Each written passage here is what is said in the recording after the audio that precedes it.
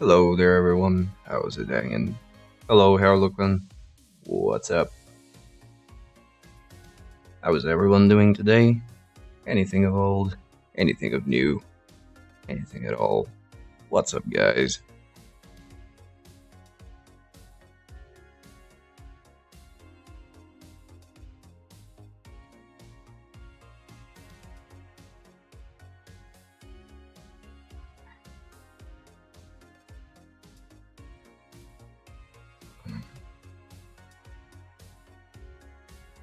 Dinner lazy. Nice. Getting sleepy after having eaten. It's very nice. Okay, gotcha. No worries at all.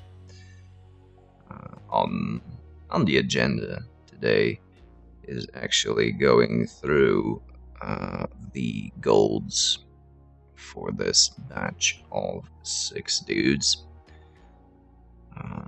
So we might actually get through the last bits for them before the basing, which is a momentous occasion.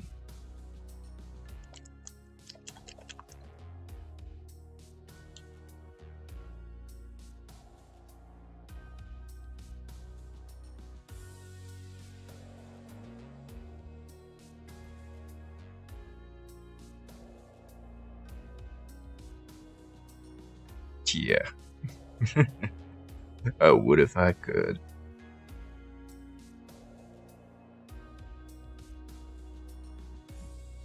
Alright, so I'll be using a rich gold. Yeah, I thought about it, um, but I completely forgot. And by the time I realized it, you had left. So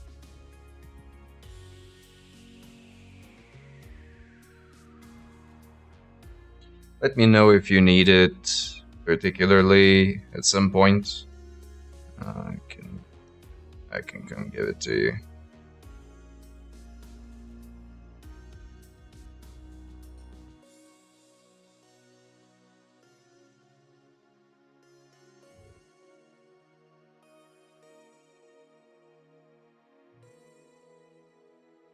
No, it's fine. It's fine. I forgot. I remembered for a moment, but that was during the game, and it would have been stupid to stop the game for that. So it all just was a oversight.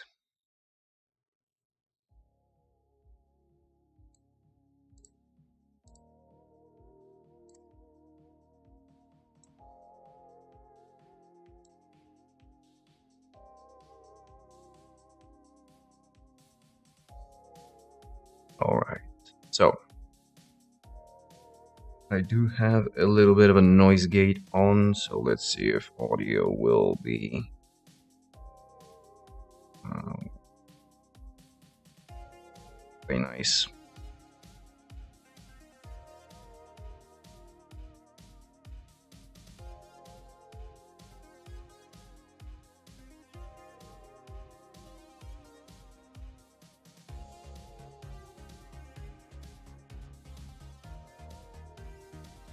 Reminds you of FTL. Yeah, this is the synthwave playlist from Stream Dates.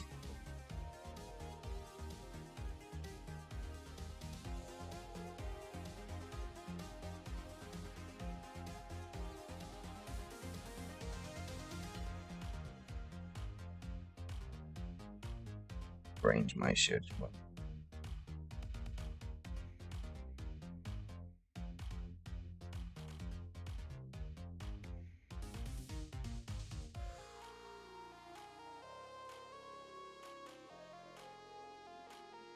There is still some construction work happening next door, and apparently the vibrations are sometimes interfering with the network cables. So there is a slight chance that I might go off the air So in case that happens, this is what would be the root cause. Just to know, just have an idea.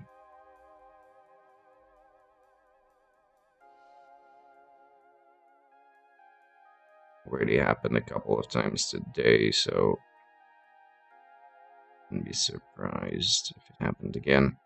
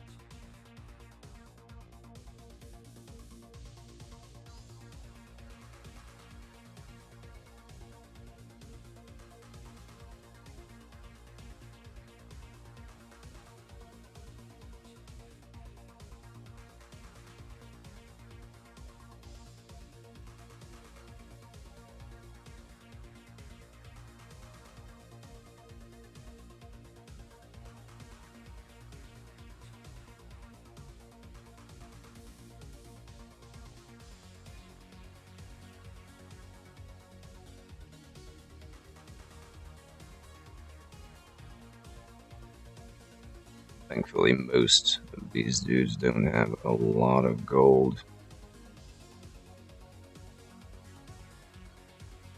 Should be a fairly straightforward endeavor.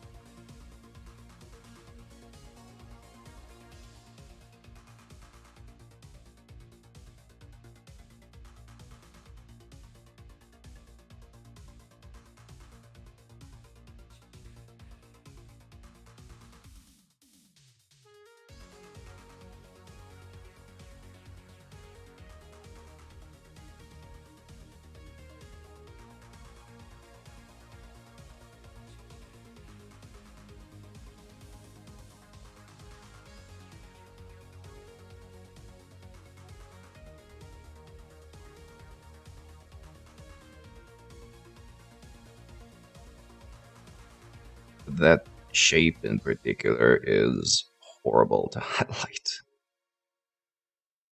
These particular shoulder plates.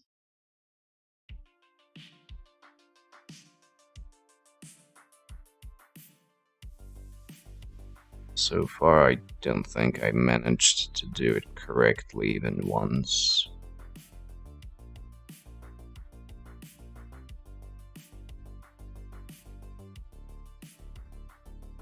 But we'll see. Practice makes perfect.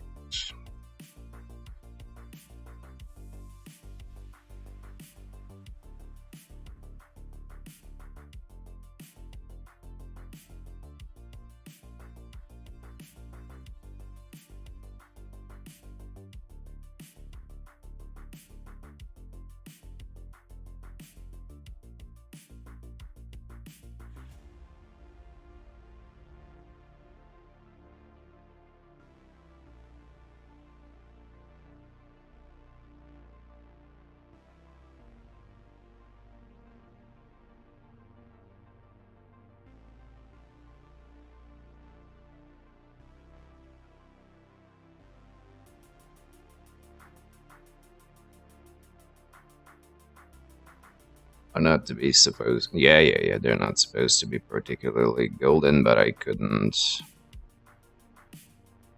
I mean, even if I had taken out the copper to highlight them with, uh, it's not the color that's causing the issue, it's just the shape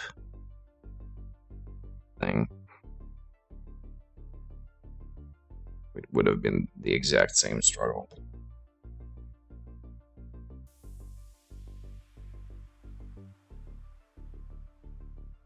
But yeah, you're right.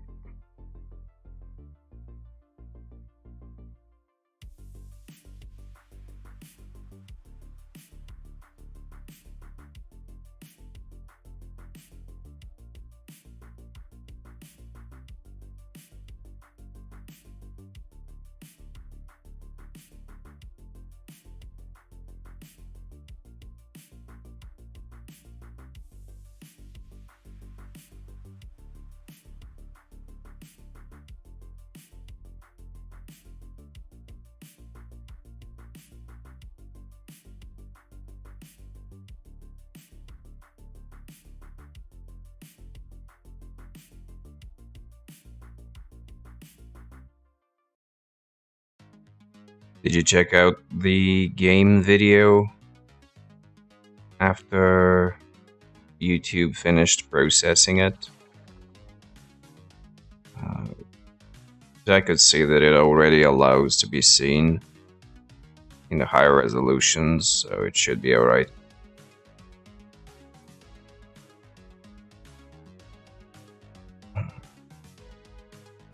Okay. Because that's the process that YouTube uses for their videos. You have the first of all, it needs to upload the video, and then it goes on the small camera. Well, derp. And then it starts processing, and it creates a draft in SD quality, so the 360p, and then post-processing automatically boosts it where it needs to go.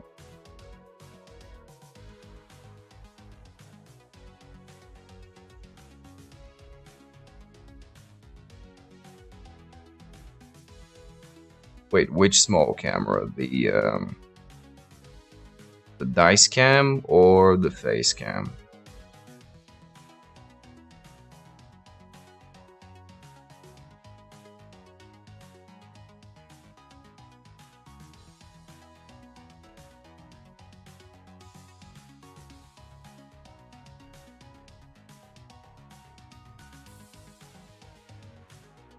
The face one, okay. Interesting.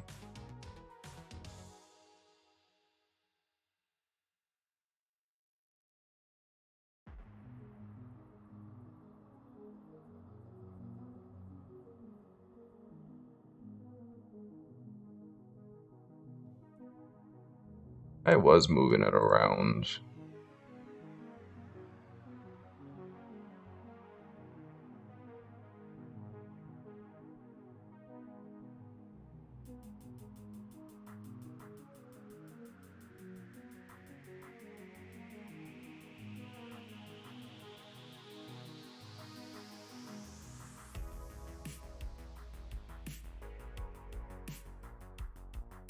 I don't know.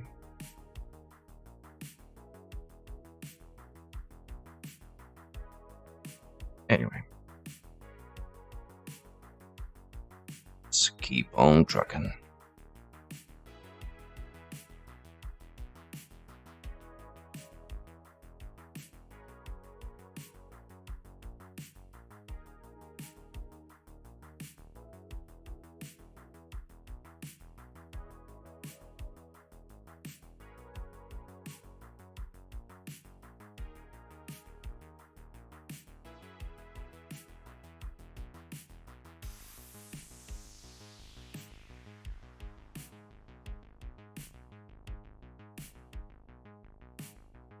It's alright. There just isn't anything I can do anyway. Just that I didn't see it. I was checking the video, but that's fine. Because that camera in particular has very little in the ways of setting up. Like, it does pretty much everything on its own, and it doesn't have much in ways of manual calibration, so what you see is what you get.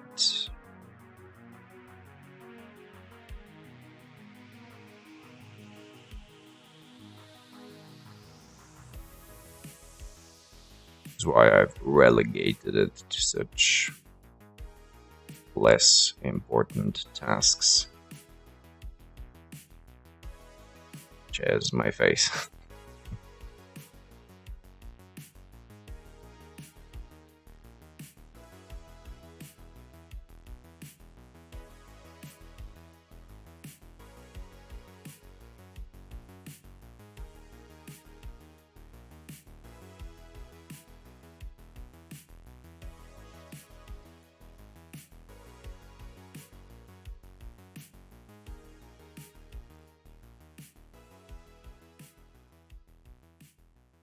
Need to do some quick touch-ups.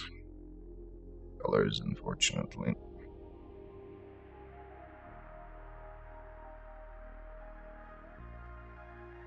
Let's go over one thing at a time.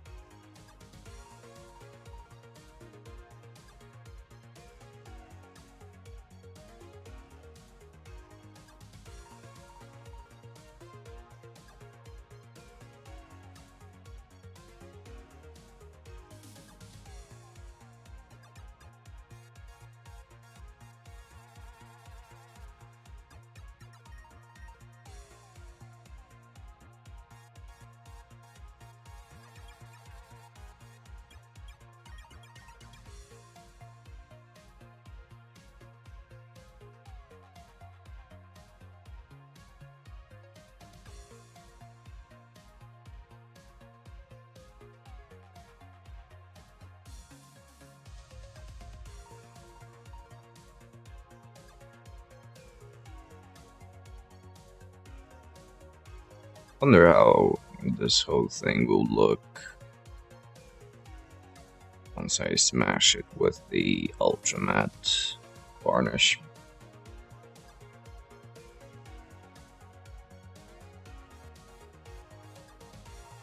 Well, it's gonna be pretty bad. For the metallics, that is. The rest of it is already pretty matte, as is.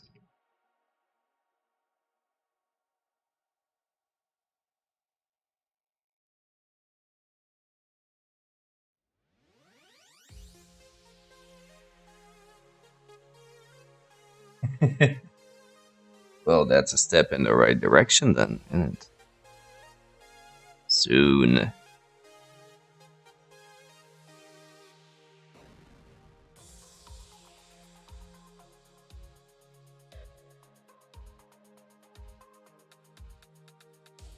Soon I shall have my minion. Cyberpunk 2077 team. Yeah, yeah, yeah, yeah.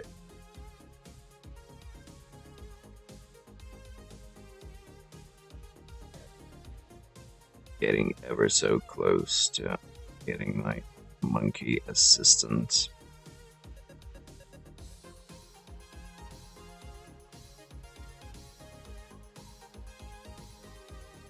With servo attachments for improved paint shaking.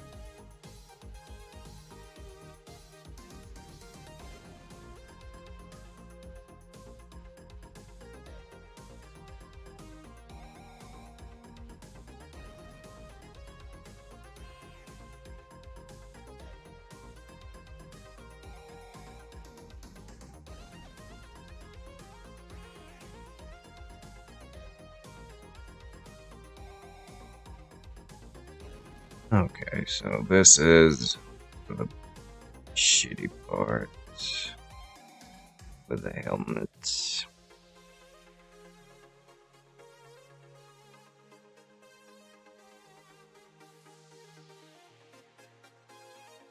Have to somehow make decent. First of all, let's pick out the sort of edge highlights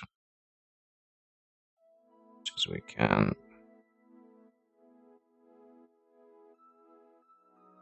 Highlight the little nubs.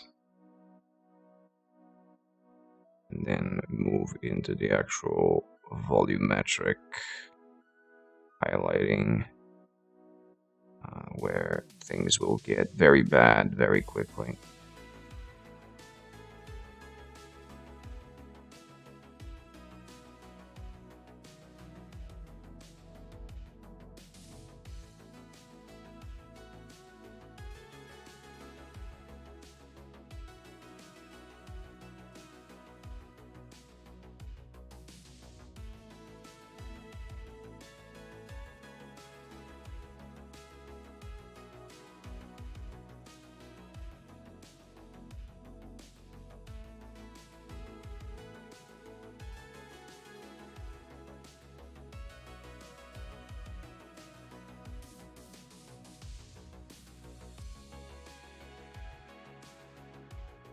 Alright, so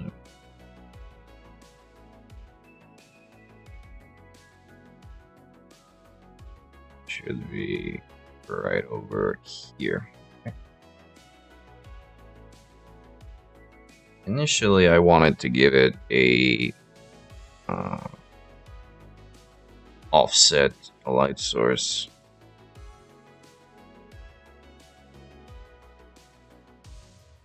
Not work out for me, so let's just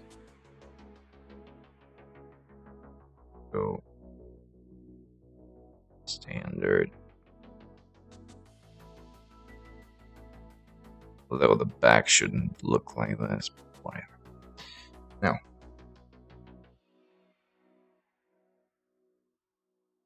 a little bit of the inner paint.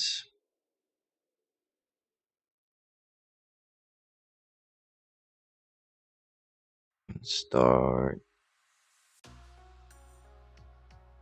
it up.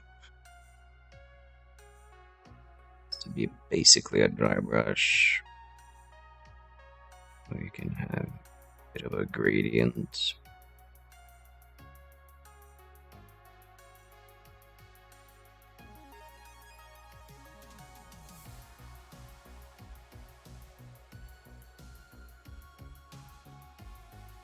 And I think I already fucked it up, which is okay.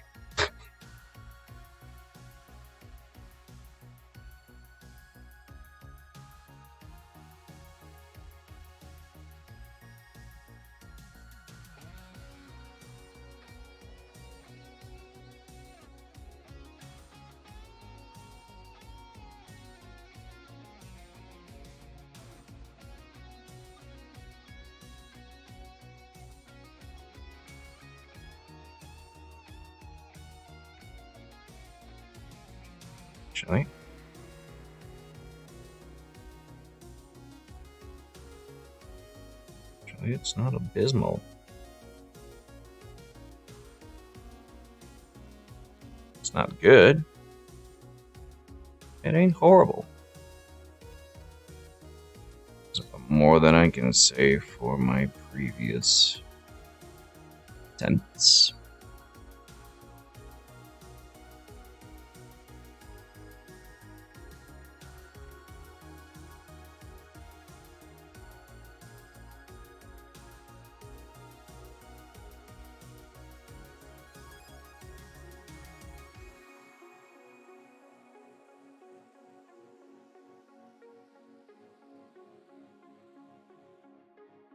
Let's leave it at that before I make it worse. Problem here is that the shine of the metallic is confusing me as to the actual blend, the actual color transition. And it will change with the application of the ultra matte varnish. So it's a little bit of a shot in the dark.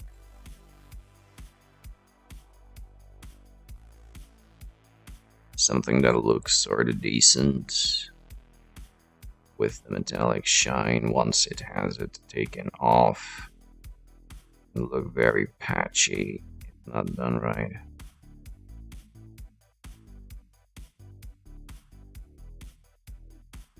Why?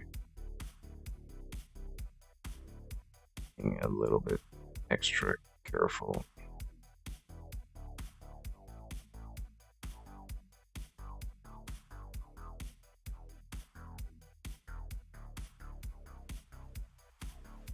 Because when you dilute your metallic sufficiently, it stops depositing the actual metallic color and only deposits the shine. So the reflective particles, the metal flakes, and that gives the impression of a blend, which is good if we were to retain this effect. But since I'll be taking it off with the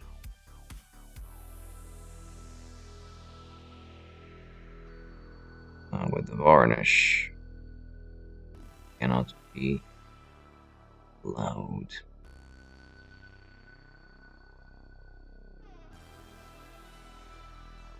Yeah, I think we're gonna get a lot of patchwork here, and it's gonna be bad because it's kind of a pretty central part of the model. Friggin' noggin.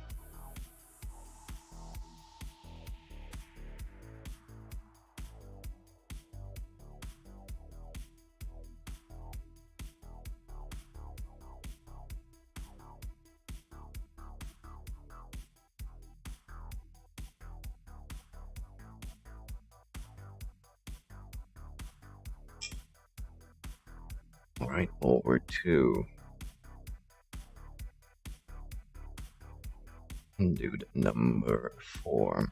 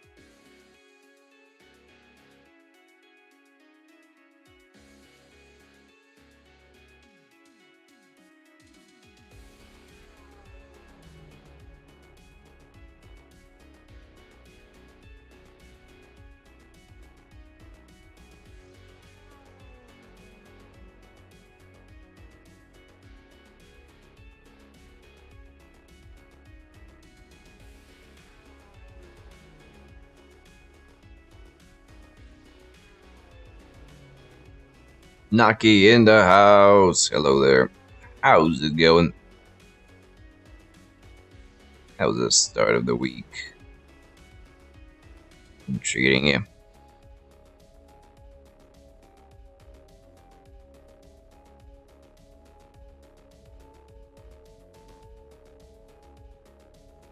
It's alright, I suppose. That is not bad to hear. I'm alright. Can't complain. I mean, I can, but I won't. Things are alright.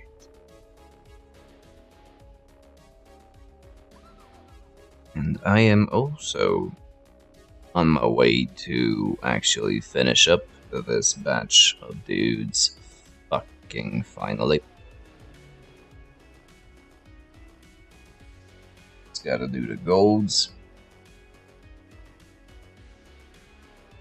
Few little touch-ups, and it's off to basing.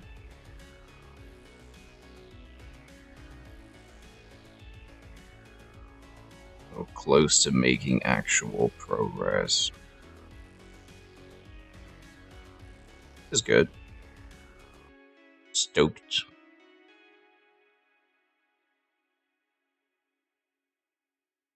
How much left? On this batch of 6, it's just the golds, a little bit of a cleanup, and I need to mark with black where the numbering will go, like the decals will go on the base rims. So that's easy to do. And then I have these 4 linemen that have been already base coated, so I need to wash them down and do the highlights. So there are 4 of those, and of course the ogre, who has a little bit more in the way of base coating. He is on his way as well. So getting there. I'm not doing a lot of painting off stream, which is a bit dumb. But overall motivation has been a little bit on the low side of late.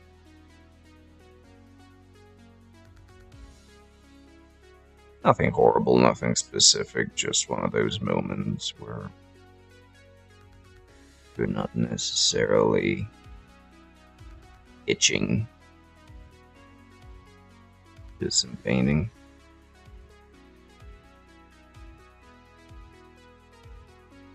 It's brought things down a peg.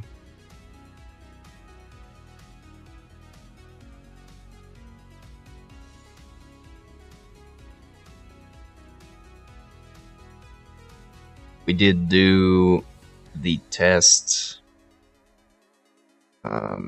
Blood Bowl tabletop game on Saturday.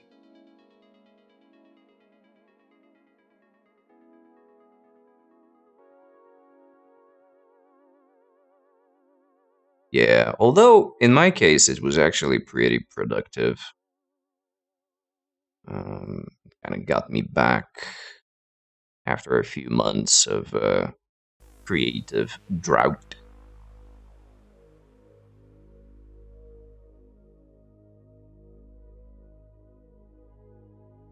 And this is one of the reasons why I enjoy streaming, because it's kind of this moment, these few hours in the week that I can 100% dedicate to just painting.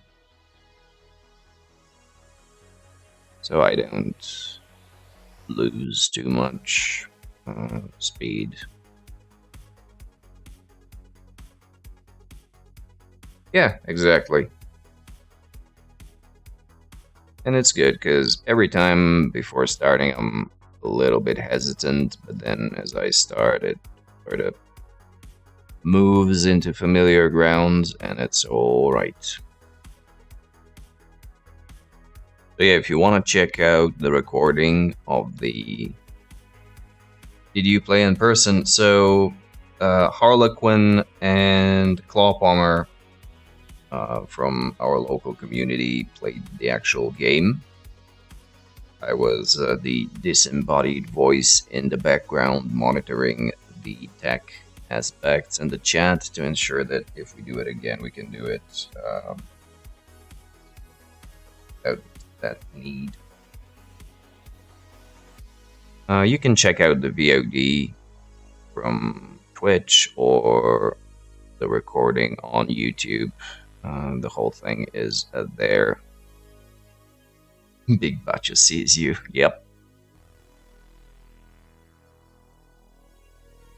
You're interested to see how we managed to pull it off, both on YouTube and as a VOD. But as you know, the VODs will expire in a couple of weeks.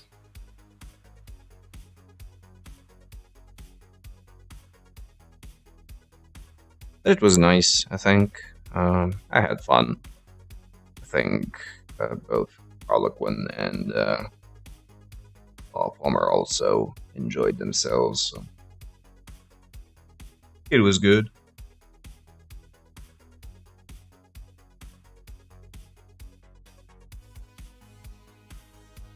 And it was also a solid foundation on which all the ones, like, for whatever reason. Did you see Bobby's post today about the dice cars? Really made me think of you.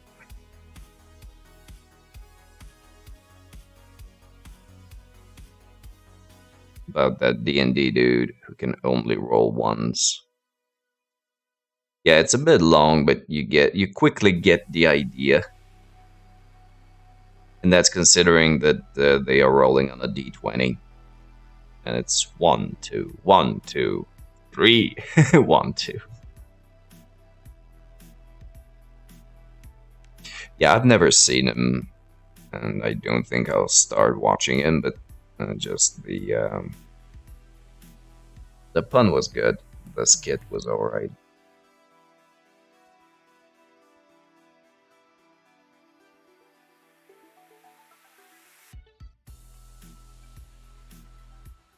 Yeah, and Naki, if you get a chance and to check out the vid, and you have any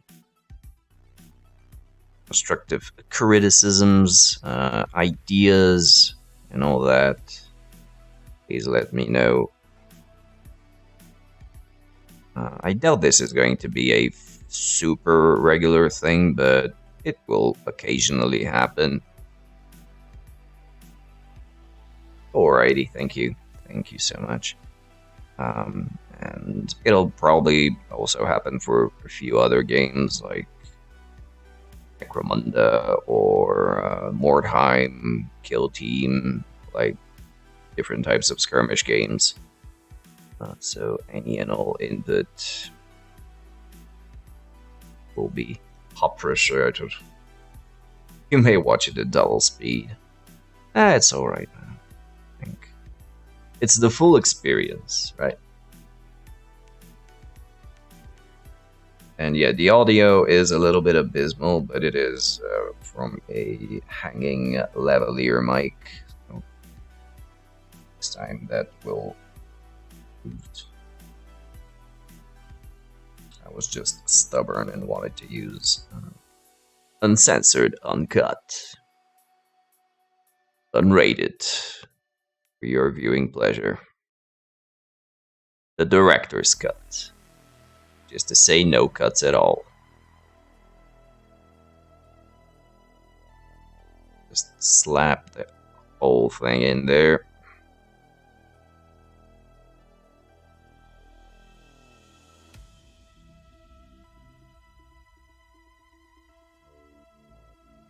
And care not.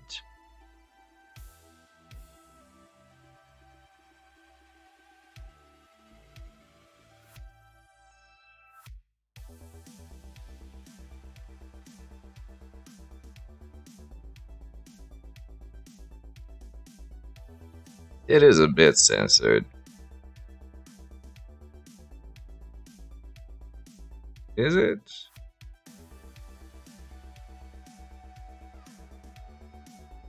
Gonna watch Color Out of Space. Get me some base coats on. Alrighty. As usual, thank you for hanging out here for as long as you can, as long as you like, and as long as you feel. Just one long bleep. 10 minutes. No, but I did feel like there were a few times where both of them sort of stopped mid-sentence to reevaluate a few words, which wasn't really necessary, but again, I didn't feel like correcting them in the course of play.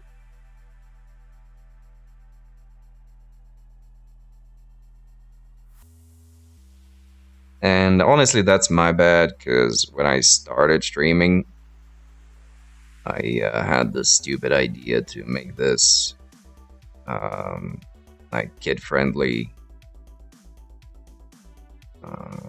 in terms of content, and also because of the Rebel matches that I streamed for Blood Bowl.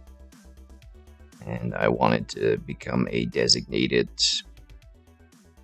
Rebel streamer, and they had the clause that the whole thing had to be family friendly in order to not limit any potential viewership.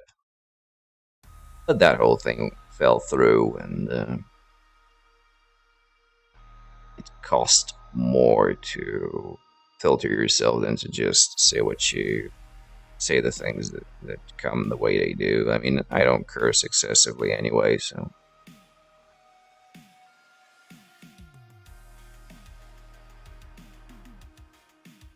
At least not in English.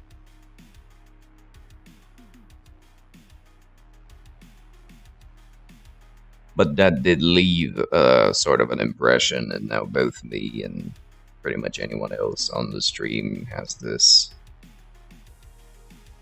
instinctive twitch to limit the obscenities.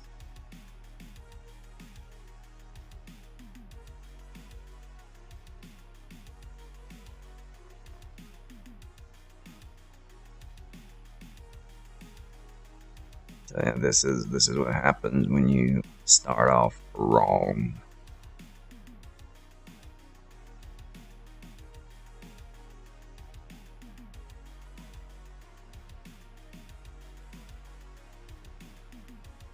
That will break free.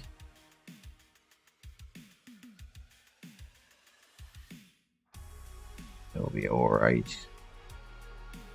Just give it time.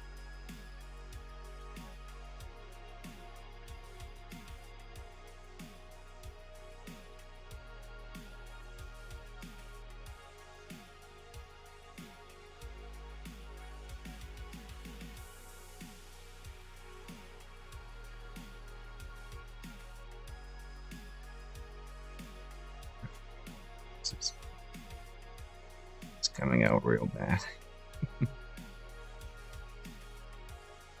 Oh well. It is what it is.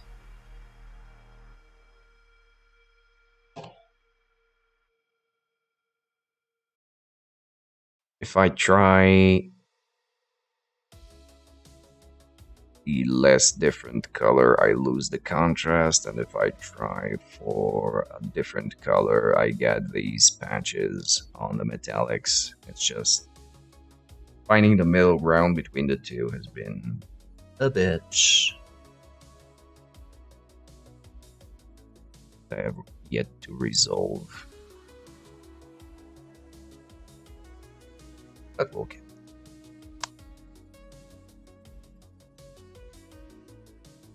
Why did the noise, why would the finger cracking register? I did put out a stupid gate. Whatever.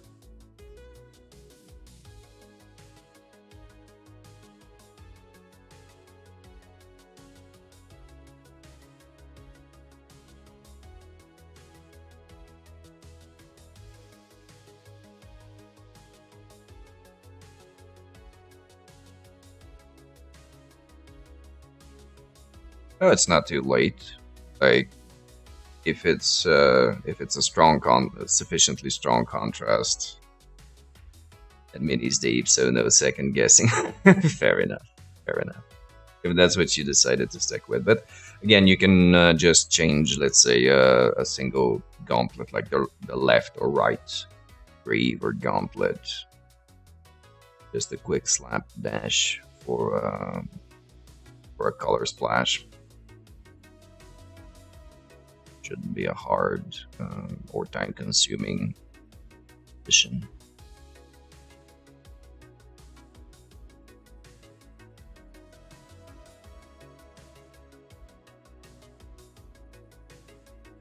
Did you just get the one box? So the 12 minis total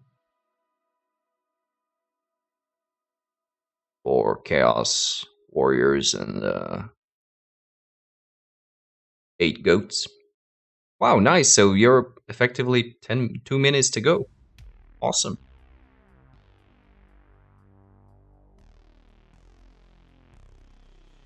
Hopefully we'll get to see some pics of them as well. Hmm.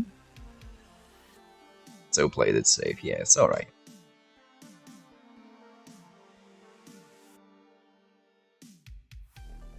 Yeah, we want to see. I want to see for sure some pics when they're done.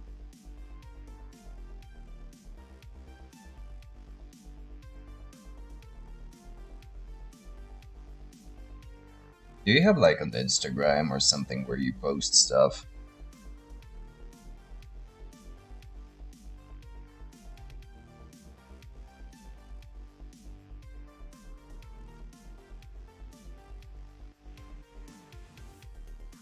So I don't have to hassle you every time.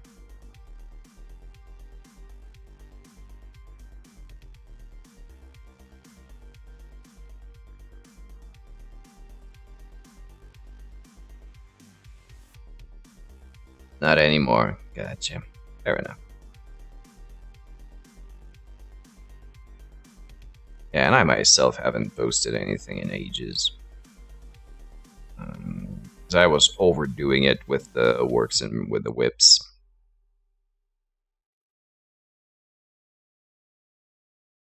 Oh,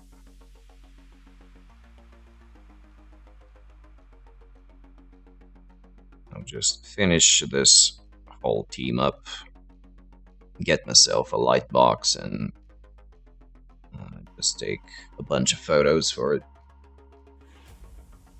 Password database got corrupted. Yeah, that's super annoying. Yeah, that is shit. And it does happen. It kind of just one thing decides that it corrupts your password, and if you have anything that uses the same sort of account, it just spreads across.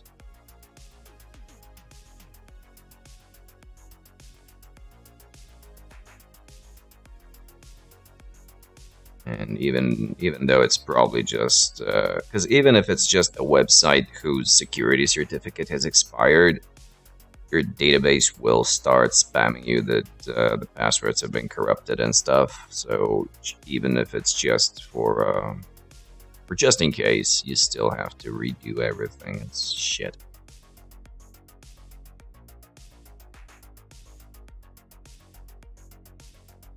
Lost access to a few Gmail accounts. Couldn't restore. Yeah, even with the multiple factor authentications. Yeah, Google have, I think, pretty much washed their hands off of a lot of things. I think Google Plus is no longer a thing, and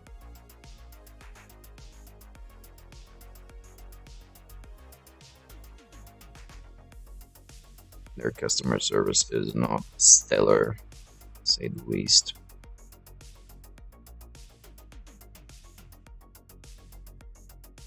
Yeah, and if you have actual contacts or if it's a work email, that creates so many problems that it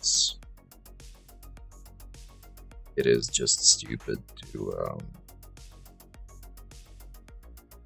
mention. I'm running a similar issue with Twitter. I tried to make a Twitter account last year, had some issues with the activation, and now that I finally got around to properly activate it, it's been suspended because there was no activity related to the account for over a year. And one of the helpful things was you can completely deactivate and delete the suspended account and create a new one. Well, dude, I don't want to do that. So now I had to actually file an appeal to Twitter for them to see and investigate the case of me just not logging into my account. And it's super stupid.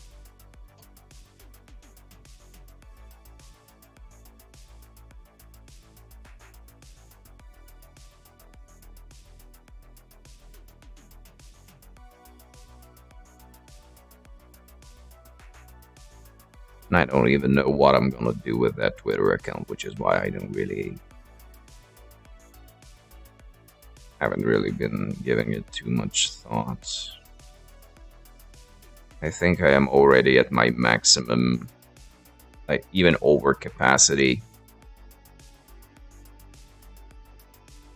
for social media, and adding to this isn't gonna help much, but who knows? Might be useful. Reminds me of when the tax agency sent me a repo because I had missed paying €1. Oh dear God, yeah. Had a similar issue with in high school. At some point, they decided to give us bank accounts so that they can transfer any stipendia or any merit money that we get to it. And they didn't tell us. And so 5 years later, we actually decided to open my own account. Turns out I already had one. Yeah. I already have one, and it has been piling up taxes for maintenance. So I actually had to go through the whole process of closing that account in order to open the new one. And that was ridiculous in its own way.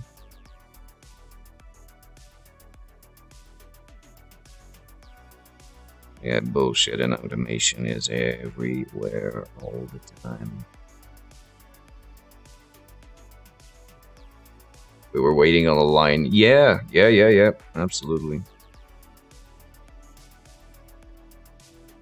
And you couldn't do it in a single sitting, so you had to go once to terminate your card and wait for 2 weeks or 10 business days or something like that. So you can then come back to the bank and they can terminate your account. So it was over the course of a month or something. Yeah, banks.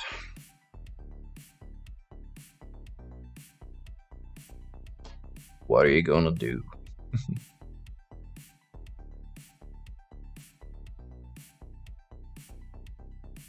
Scholarship is the word I was trying to get at.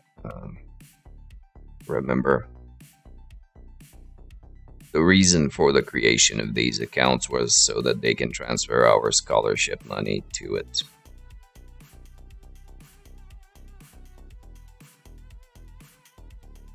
Which, I mean, high school scholarship in the early aughts really wasn't worth it.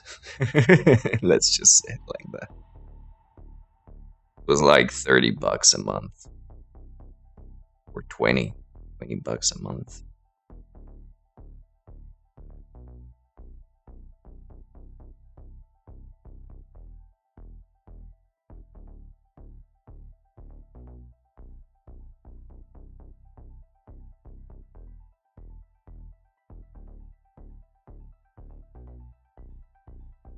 and that's 20 local, so in euro it's 10.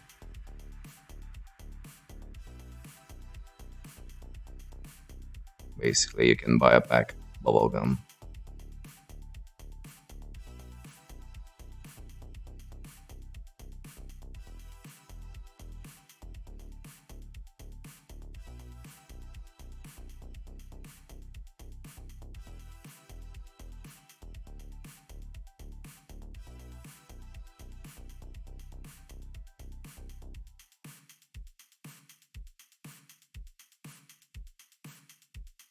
Oh, thanks, man. It's actually the thing that I decided to play around with um, on this project in particular to just get around emulating texture. It's not the greatest, but I did learn quite a bit just from the repetition of it. But yeah, thank you for noticing. Nearly 20 packs of bubblegum. Yeah, back in those days, you're right. Actually, you're not wrong.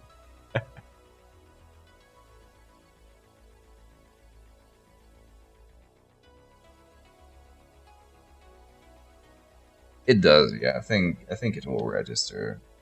That's nice.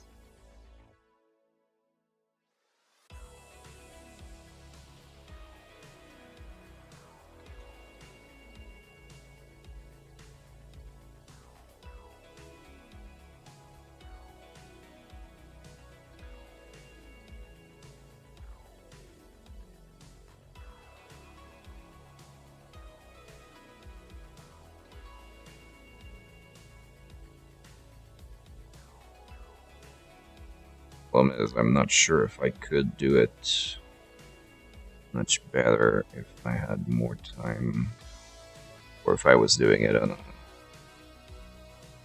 more display-oriented model. But when we get to that point, we'll have to find out.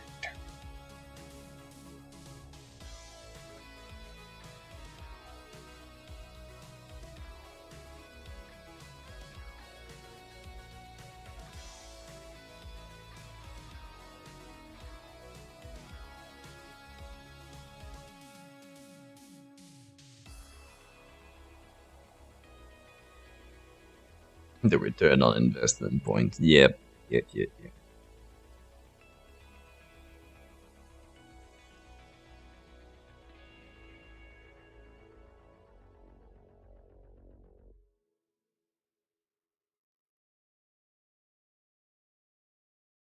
I mean, I do have four more dudes to train, exercise with. Oh, it'll be fine.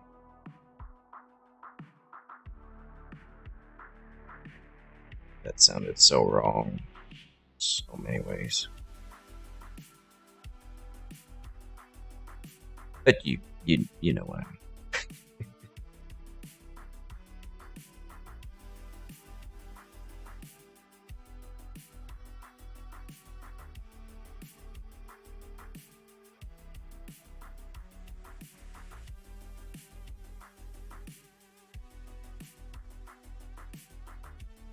Yeah. Of course. Jump on that train. The low hanging fruit, right? Reach for it. It's alright.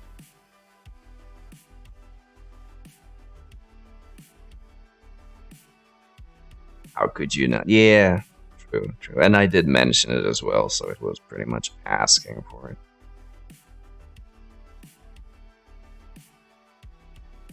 But gets what I gets.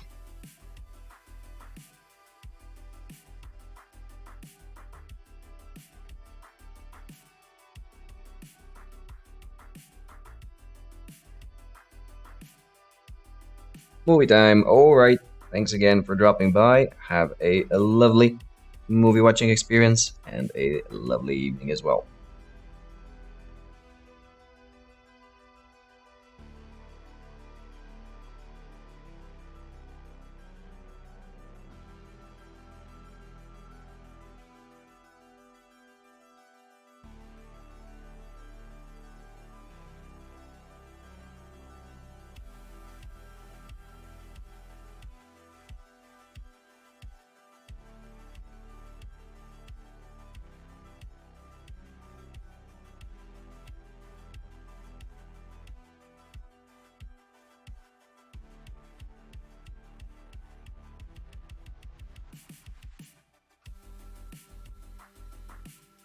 Oh, I have to highlight the brass sections as well. Not that one. Yeah, but it's gonna be a quick thing to do.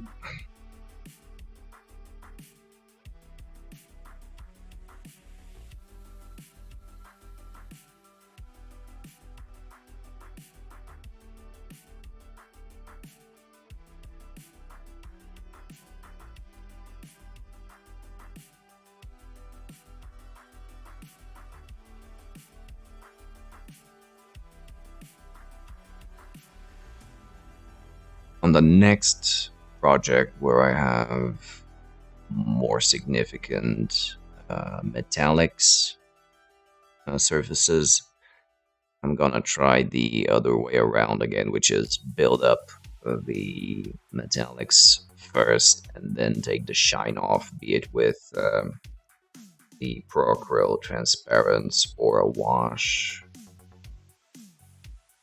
to see what we actually are working with, because right now I honestly cannot tell what this is gonna look like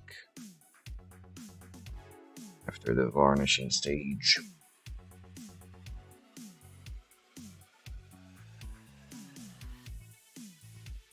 Alright, this is the last night, the last mini from the batch.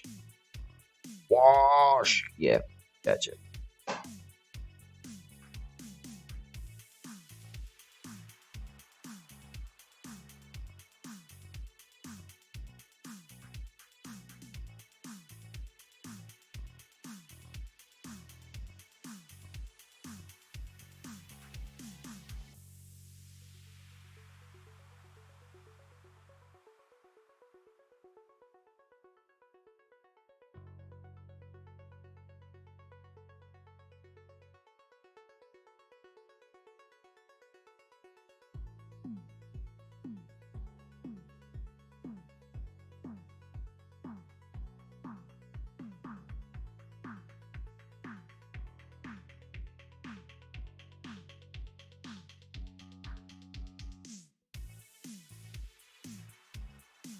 Alright, moving on.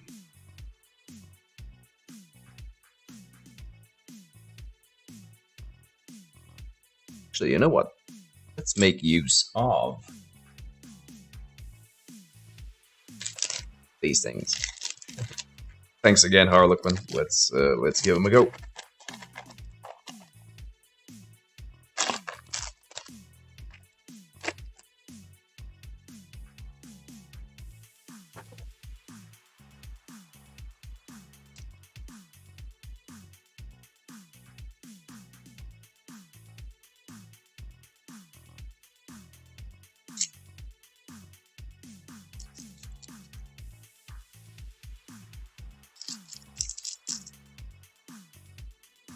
Haven't had those in ages.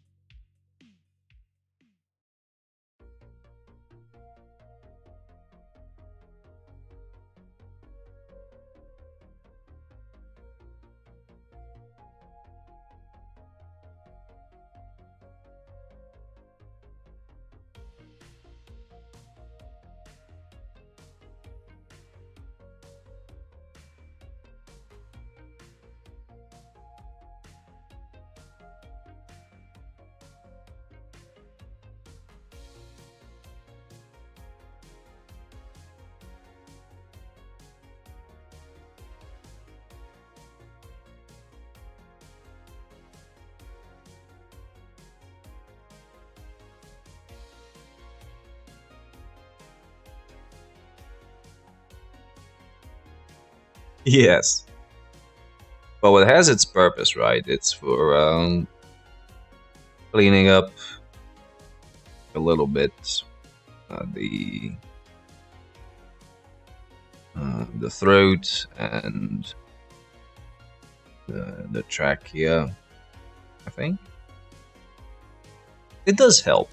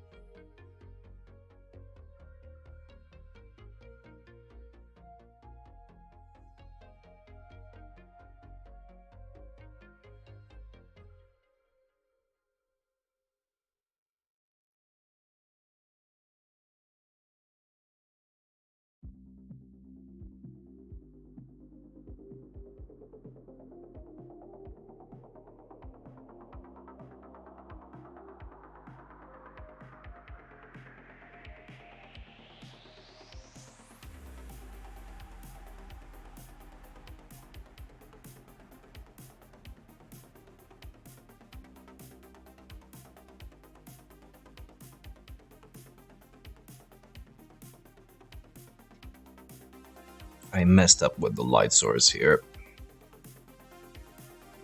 That's okay.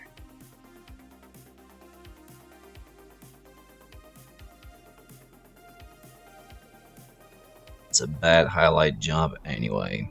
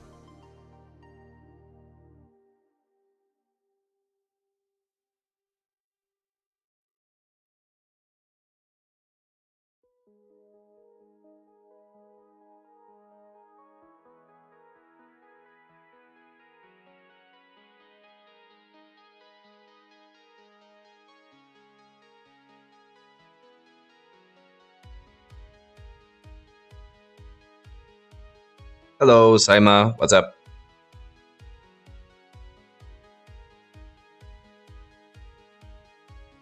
How's things?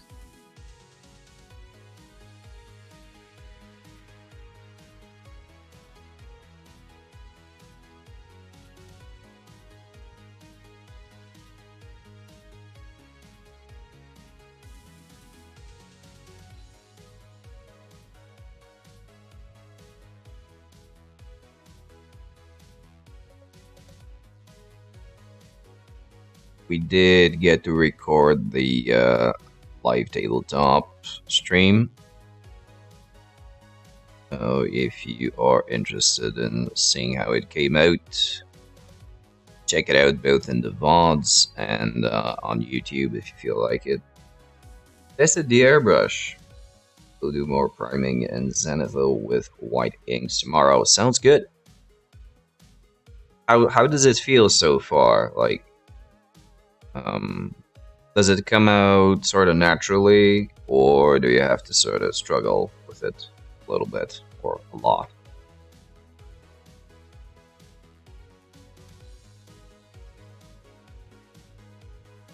Also, yeah, that white ink, I really gotta get a white ink. I have a black one for lining, but I do need a white one for Zenithal highlighting if I ever do that.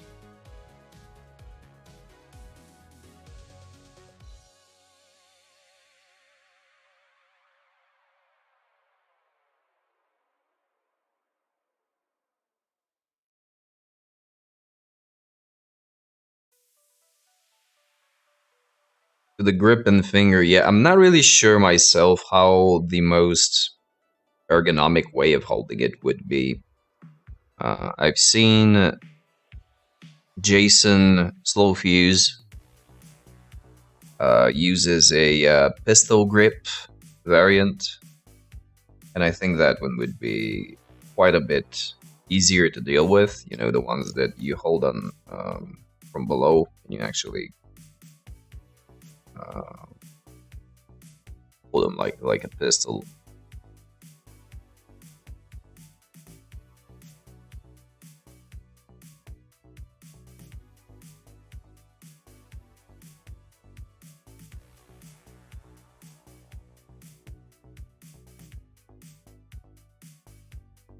Because there really aren't that many tutorials on actually um, how to keep your the airbrush in your hand.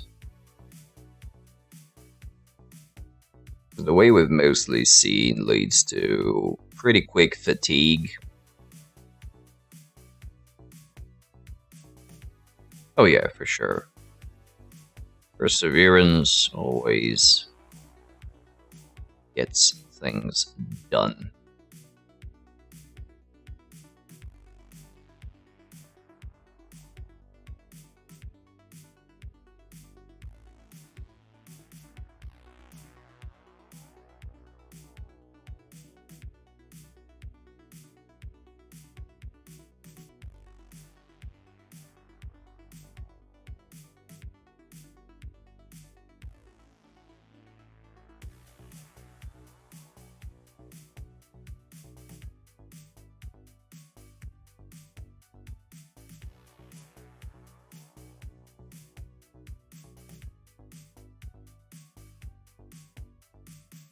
Also, the heavy metal Blood Bowl team Kickstarter starts today, and we did cover it. I think last time took a look at it, but now they did have some prices associated with the things as well. And the biggest pledge is, I think, 200 euros. But for 200 euros, you're getting 33 models. So just like I initially thought and considered, it is a great budget choice if you want to field multiple teams with the same models. Because it is. So humans, Old World Alliance, human nobility, Norse, and Amazons, I think. So that's what, 5? Humans, Old World Alliance, Amazons, nobility. Yeah, even 6 teams. Solid stuff. Oh, sweet. Let's check them out.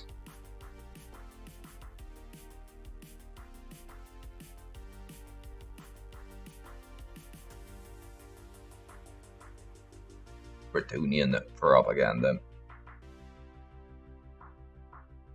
Oh, there they are.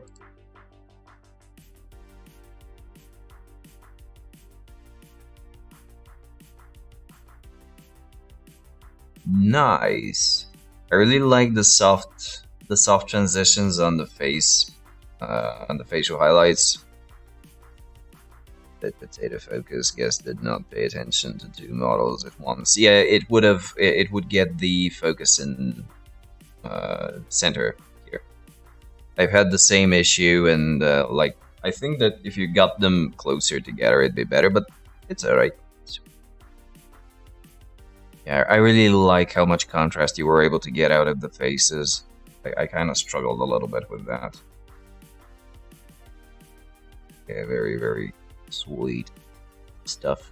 And you're going through with your plan to get them different colored tights, which is awesome. And the tarnished copper is also very good. Sweet stuff.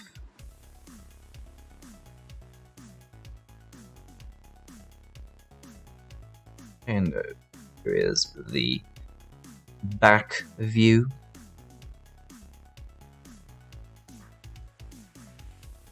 Nice. These two are a little bit too close to the blue and red pens. Vermilion versus red and jade versus blue. Yeah, but for particularly in the jade, it's a clear distinction. And vermilion and red, yeah, but maybe a bit less so. But I mean, come on, it's peasants. Who cares?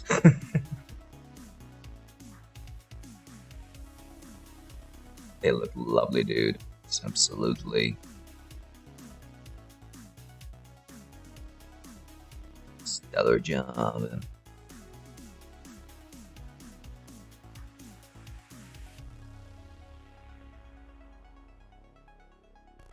Those two have similar pose to the ones close to. Yes, a little bit.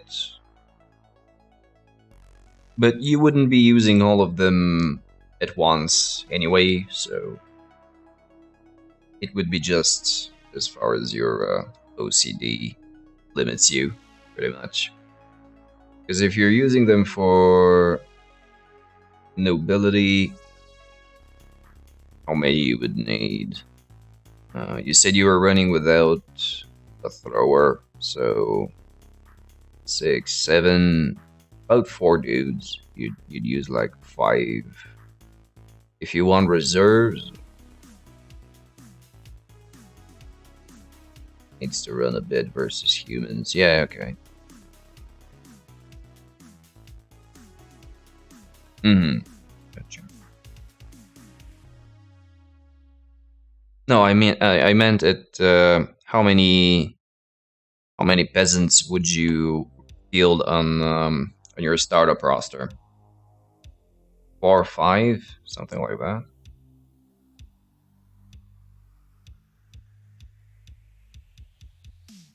5 at the start, yeah. But 5 gives you bench as well, or do you not have the 4? What do you call it? The 4 bruisers, bodyguards. 6 depending if you want a thrower. But yeah, but I think I remember you saying you didn't want to use a thrower for them. Which is why I discounted it.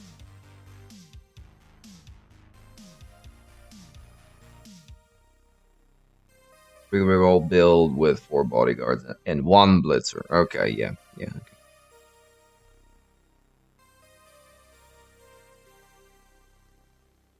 And the ogre, I assume.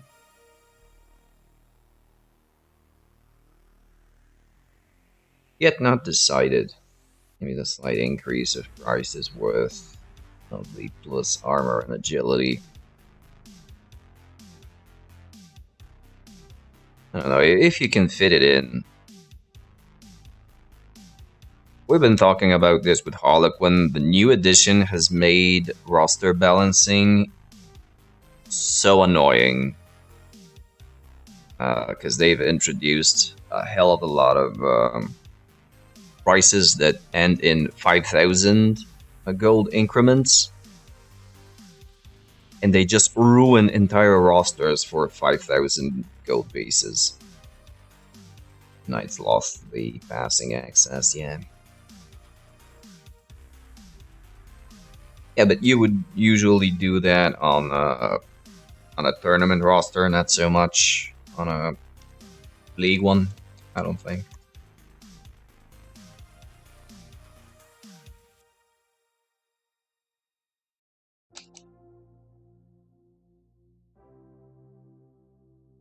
Oh yeah, yeah. Also, if they keep the errata for the multiple rerolls, multiple. Oh, for sure. The multiple rerolling, team rerolling per turn.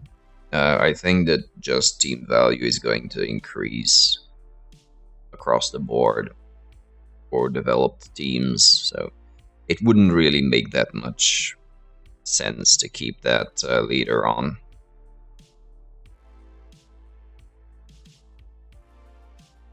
But who knows? Let's see.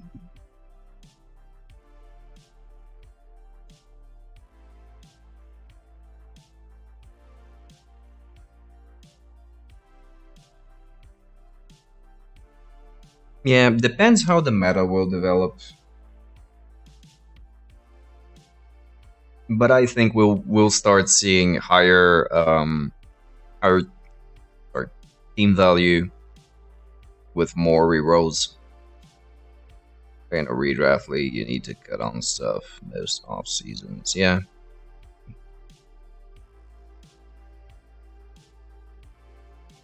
because I think they are trying to push for more team, like coaching staff and stuff like that.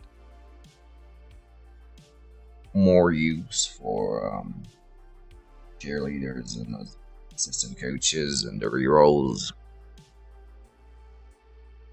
which isn't necessarily a good or bad thing. We'll see how it all plays out.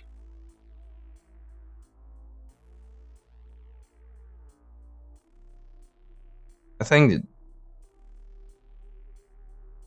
seems like you can't fire a team. What? You're kidding me. You're kidding me. Oh, that's bad.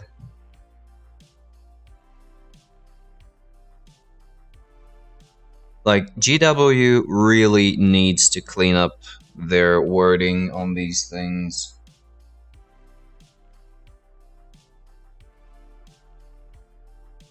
Seriously, we can't have every single thing FAQ'd or errated, considering the price of the rulebooks. Just pay a little bit more attention to how you word your shit, seriously, and playtest that stuff. Why is this happening? Losing tech zones while standing seems to also prevent you from using skills other than state they can be. Oh, for fuck's sake. Yeah, it's gonna be fun.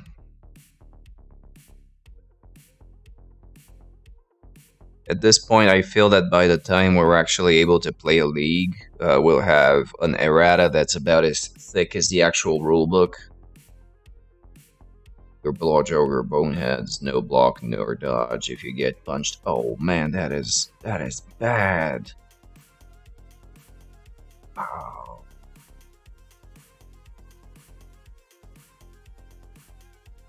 Fucking hell.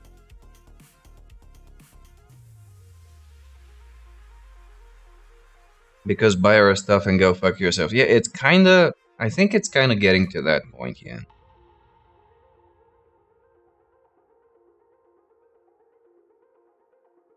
I was really, really optimistic and holding a lot of, cutting them a lot of slack. This is getting a bit out of hand at this point. Do they seriously not have a single person who has played the 3.5, not the 3.5, the actual NAF rule book that they released? Little bit of research, a little bit of meta investigation, like a little bit to get to grips to what the product that you disowned essentially has turned into before starting to push things onto it.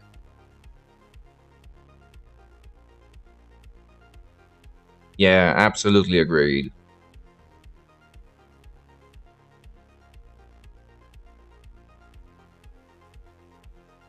And this is not about being getting into arguments with other players or anything. It's just for your own um, certainty and safety and comfort that you know that what you read is what you get.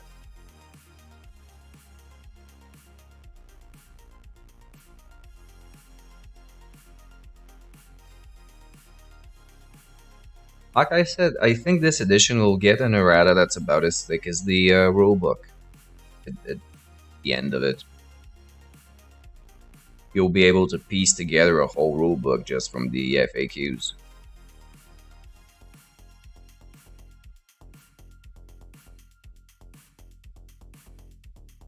Yeah, I'm the same way. Like I said it a few times already. I'm okay with the fact that they're introducing new stuff. I'm okay with how they're doing it, but that wording is just twisting your arms, and some of the changes feel like they haven't been play tested, and nobody knows what they will work like, including GW themselves. So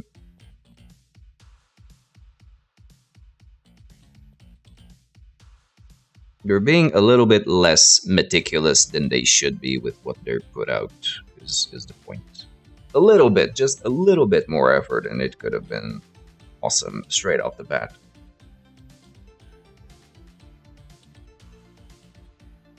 But that's okay. We got 4 years to clean things up, right? For season 3.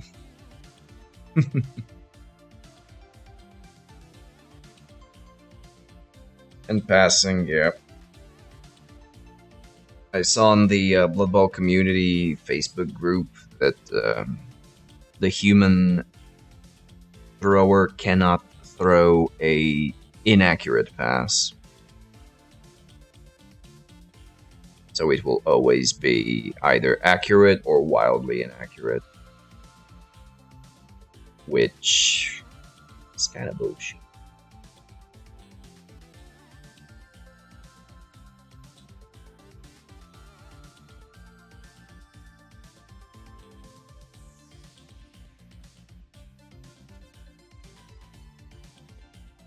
Agreed. Agreed.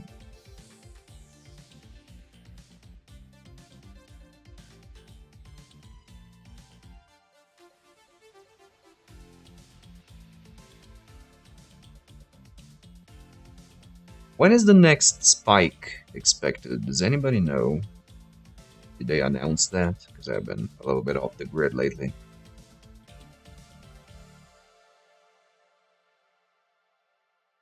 Should be March, right?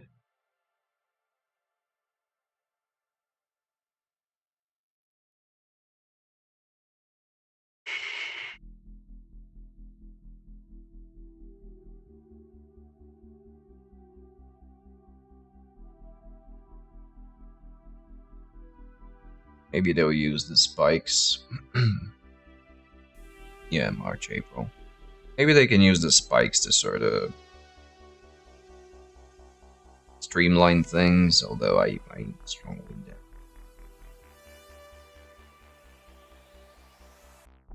Right, so a few details in light bronze. we're done with this batch, dudes.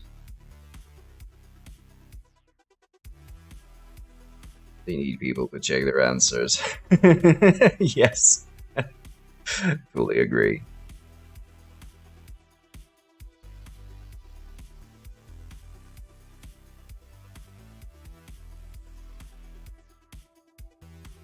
Oh, the Artemis Maidens have been re-released for, I think, for standard manufacturing. If anyone wants those Amazons, I think they will be now available to just purchase.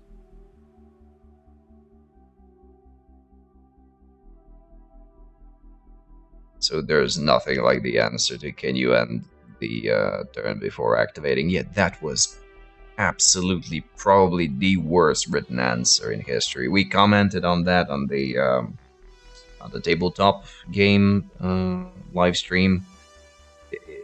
We just decided to use it the old way, and what was it? Use the comma after yes, yes, comma. But remember, you can yada yada. Just stupid.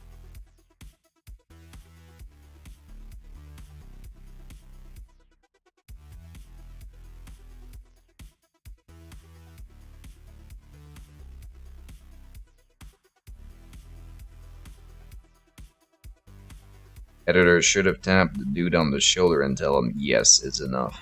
Yeah, but I think it may have been it maybe was intentional because the person giving the answer wasn't fully aware, and so they gave a ambiguous answer that you can sort of translate.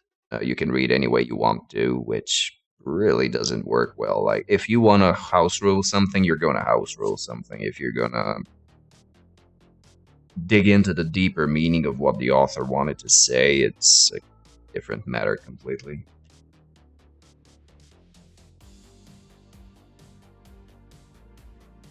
But I agree. Just it was a yes or no question. The added sentence was absolutely unnecessary.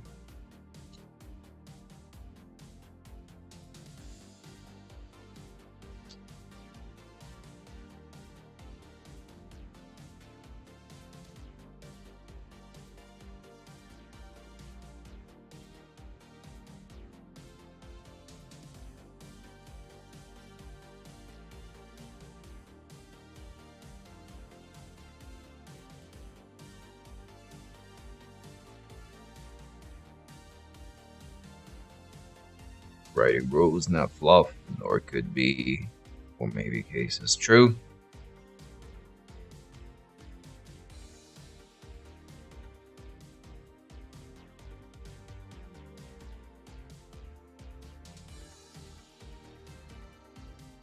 It's gonna get cleared out with time, but it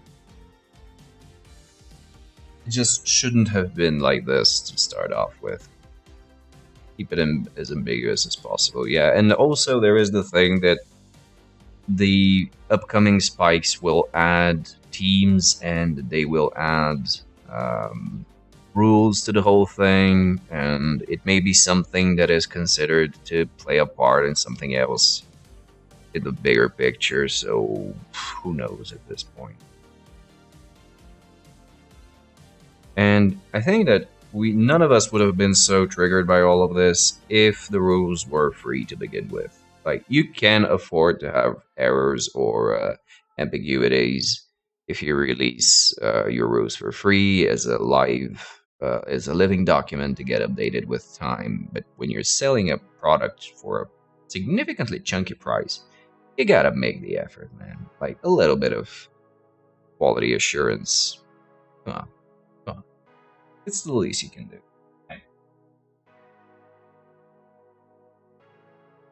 On the plus side, they already made fun of everyone trying to understand the rules, calling the nitpickers.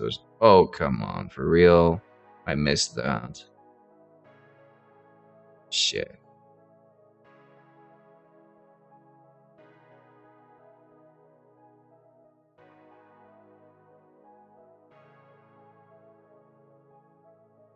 Starter box was pretty good value and quality product. Yeah, no, the miniatures, the models, everything. Just the writing within the rules themselves is a bit dodgy.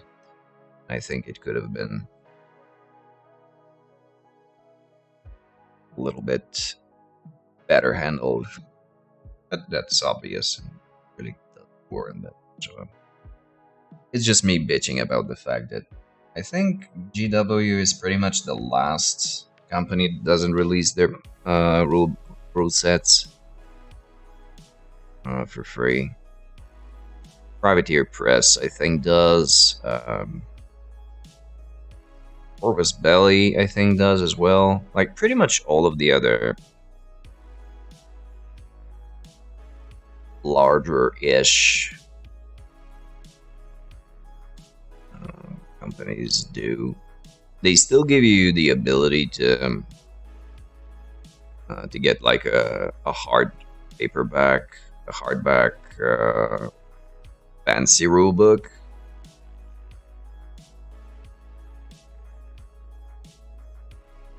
Oh, what do you have in the? Do you have anything in the pile of shame that's waiting for you, or are you gonna look into buying some more stuff?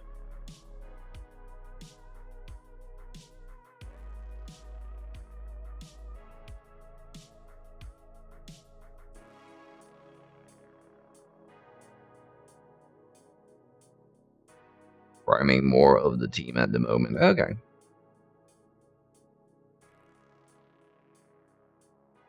And are you gonna keep it strictly Blood Bowl related, or some other skirmish level games, or a display model?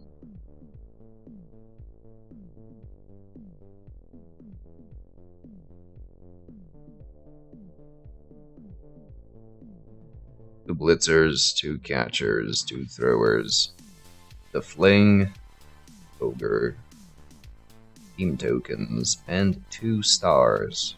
Oh wow, okay. Which stars did you get? So I assume... Well, no, actually I didn't. The weird Griff from the Kickstarter? Zara the Lady Griff, and Griff... Oh, Leo Ignis is a good one, yeah. Zara as Lady Griff. Have more that I just haven't based yet. Yeah. Preach to the choir. I did get the Kickstarter, so I actually have the coach, the 3 or 4 cheerleaders, like a bunch of stuff. Zara Carla is a damn light model. Can't remember which one that was. Let me take a quick look. Is it the one with the cool gauntlet fists? Because I'm actually... I would actually very much like to get that one. Doesn't feel metal. The fling is heavier. Weird, really.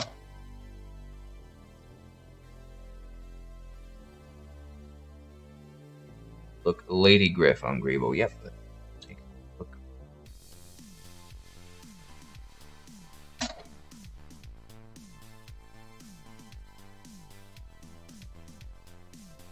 Ah, alright. I got you.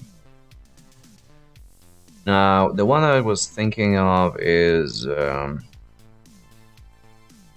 would I be able to find her? BrettsNobles Fantasy Football. She was with the Amazons, I think.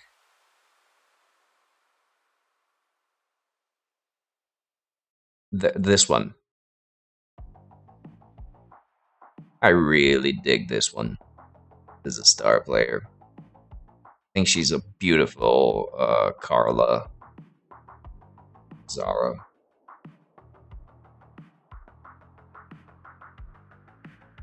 So, whenever I actually get a need to field her, I think this is gonna be the model. Even though I have quite a few for the female star players, but this one just really speaks to me.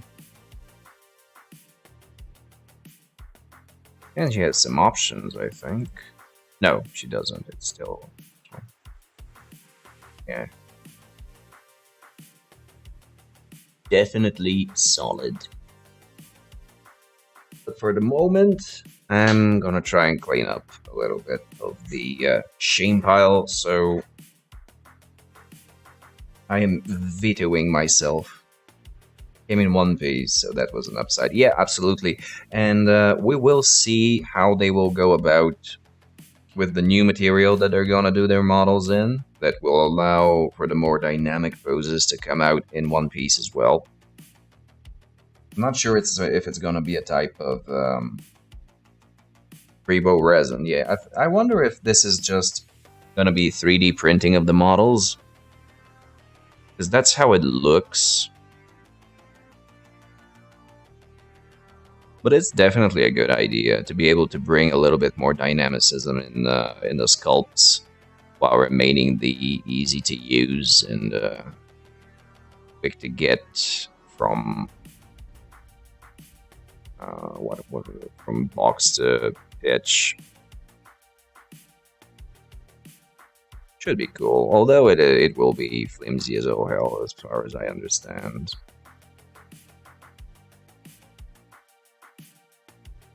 The Relic Blade guys are actually doing the opposite thing, so they have always worked with metal, but they used to their previous line was multi-part kits, and now they want to make things simpler, so they are making alternate models with a little bit more stilted poses, but they can get them out in one piece. So, it is still a thing, especially if you want to focus on a newer audience, is a newer as to the hobby as a whole. I think it's a good alternative. It's a good option to have.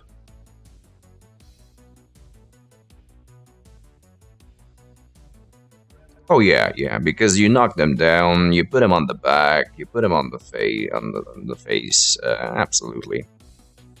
If you go too dynamic, like the ones with that that have their hands on the ground and their feet in the air, it is going a little bit too far, I think. They do look good, but it's a bit weird. Solid look, or silly flying on beard look, yeah. Although there is, I don't know, at this point, I think that the beard jumpy dwarf is actually kind of charming in a way. It did look off at the start when we saw it, but I think I've seen it so much that at this point it's just charming.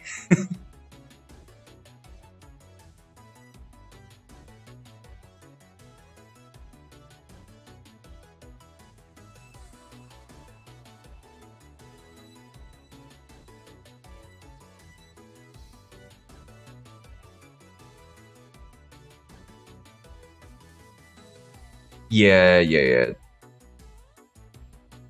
I mean, it can be done well as long as it's not, as long as they have enough surface to latch on to the base so that you don't risk breaking them off or making the discerning position from prone and stunned thing. Fanath does indeed have pretty cool stuff, even though most of it is the older scale standard and stylistic standard. Some of their stuff is awesome.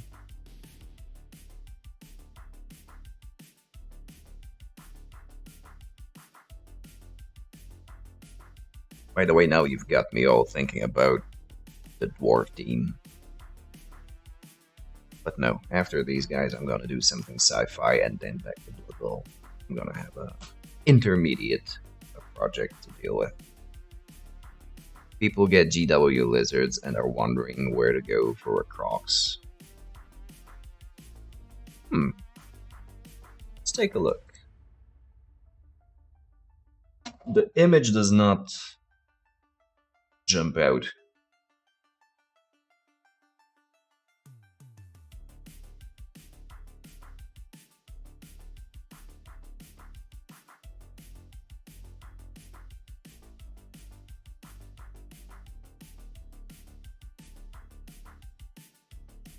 Oh, these are the new dwarves they released. I saw them on Bonehead podcast, I think. They look pretty sweet, and that's actually a pretty decent-sized death roller. If you don't want something humongous. Big Lizard, is that the one you mean? Oh yeah, he is definitely.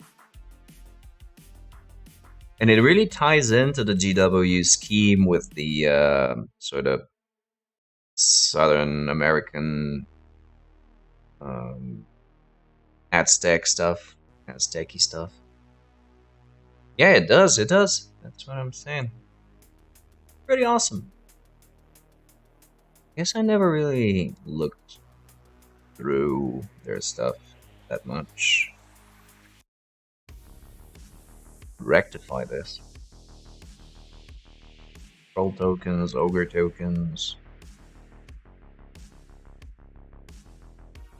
Yeah, Grebo has pretty much its own everything at this point.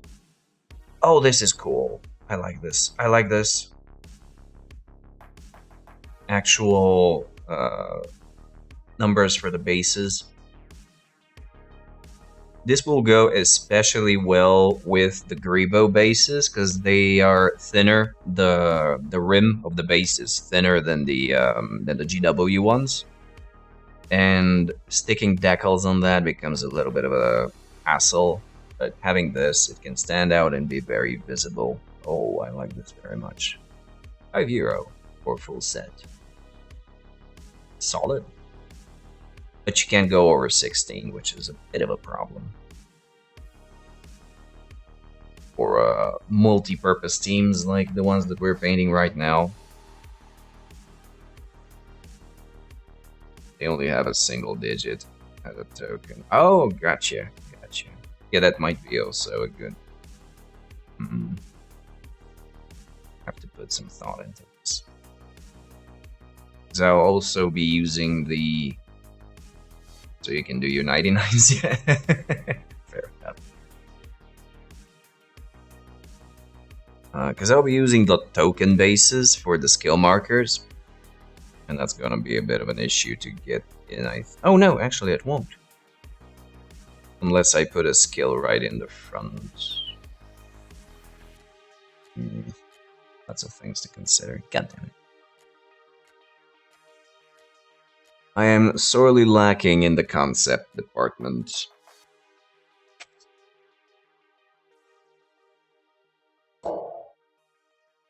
Stay. Camera.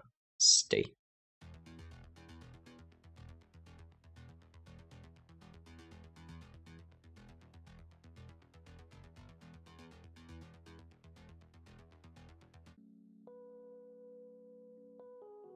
Alright, so what do we do now? Yeah, okay, let's black out the stuff.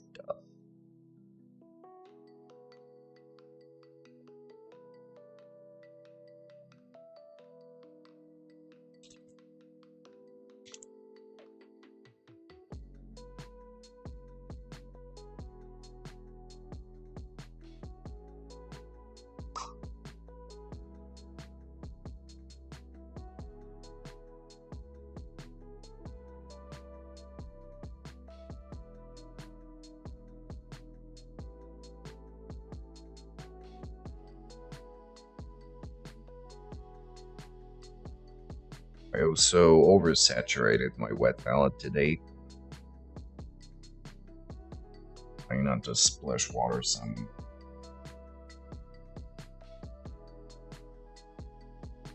Alrighty.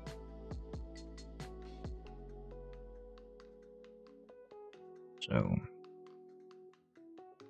we want to start off here.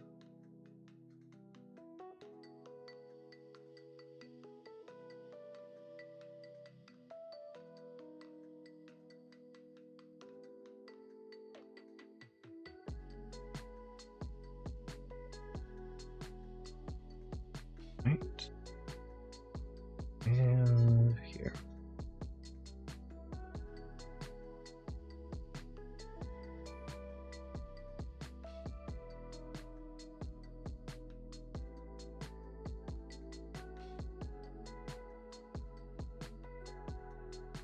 I'm just doing this so that the decals will have a little bit more contrast. It will not be colored rim dependent.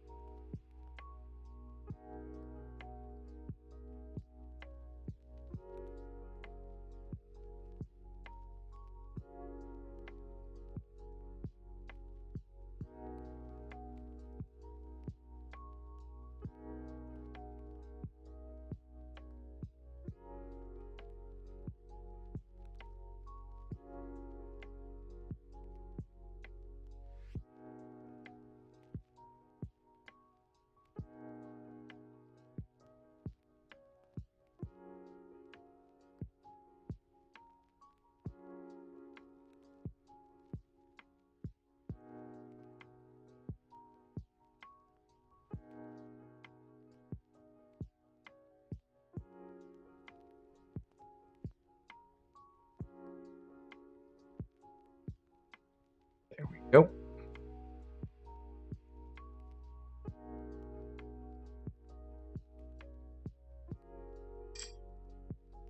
Gonna be so happy once I get to put these guys in the basing section. Longer have to actively work on them.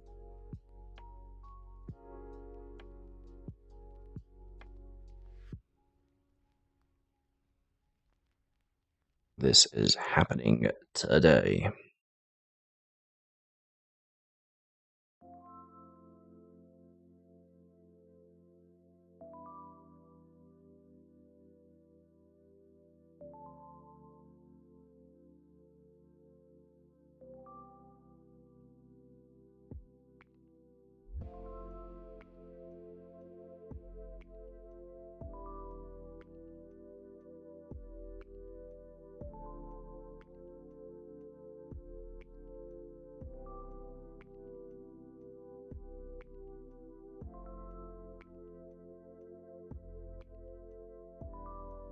Or on the back on the numbering topic, I could just learn how to freehand write some decently looking freehanded digits. Save me a lot of hassle.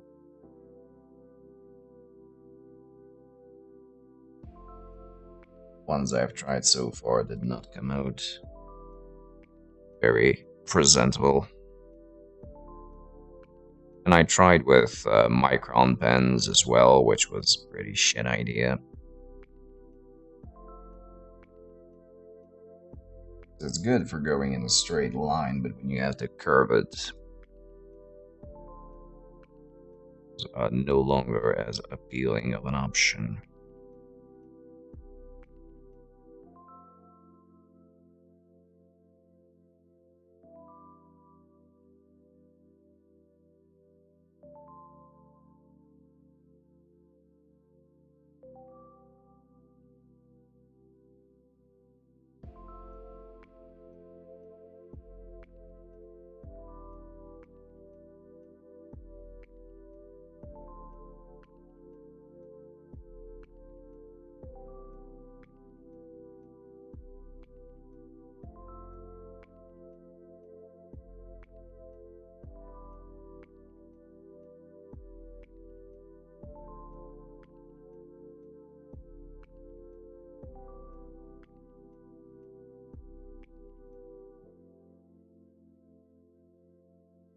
This may be a little bit on the large side, but the peasants will be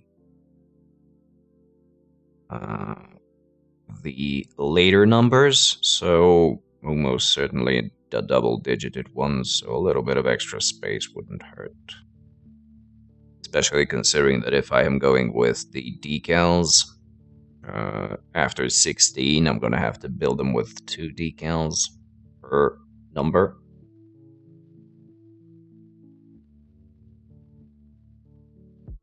I'll need some extra room.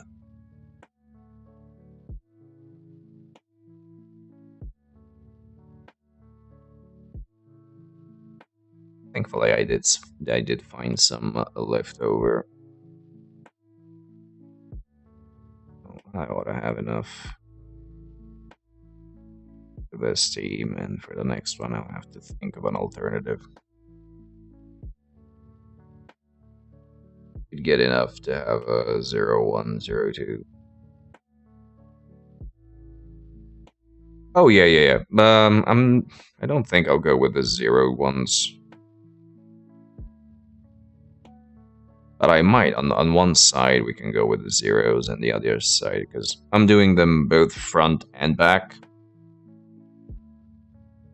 So I'll need 2 sets of digits.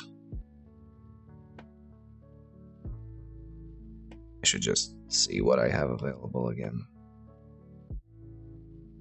It's been a while since I started this project, and some of the details are starting to disappear into the ether.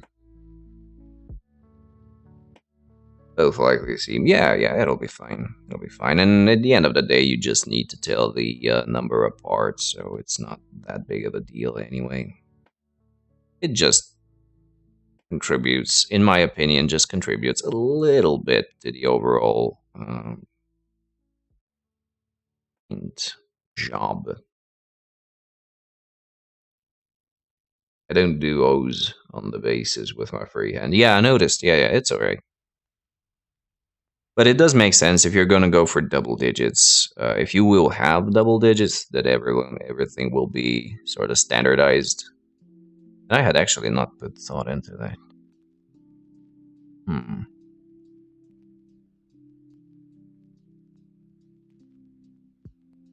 Anyway, it'll be alright.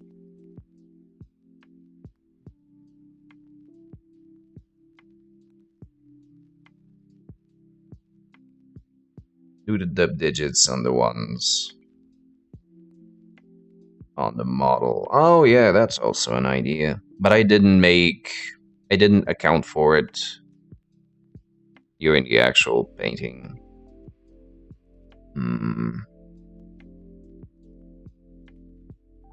Not blitzer shoulder pads, not enough room. Yeah, if they were like, if I had sanded them previously, would have been good. Because on my human team, I actually did this. I had a front-facing number and a model-based number. Yeah, so let me show you what I mean. I think it's pretty much the same, but illustrate.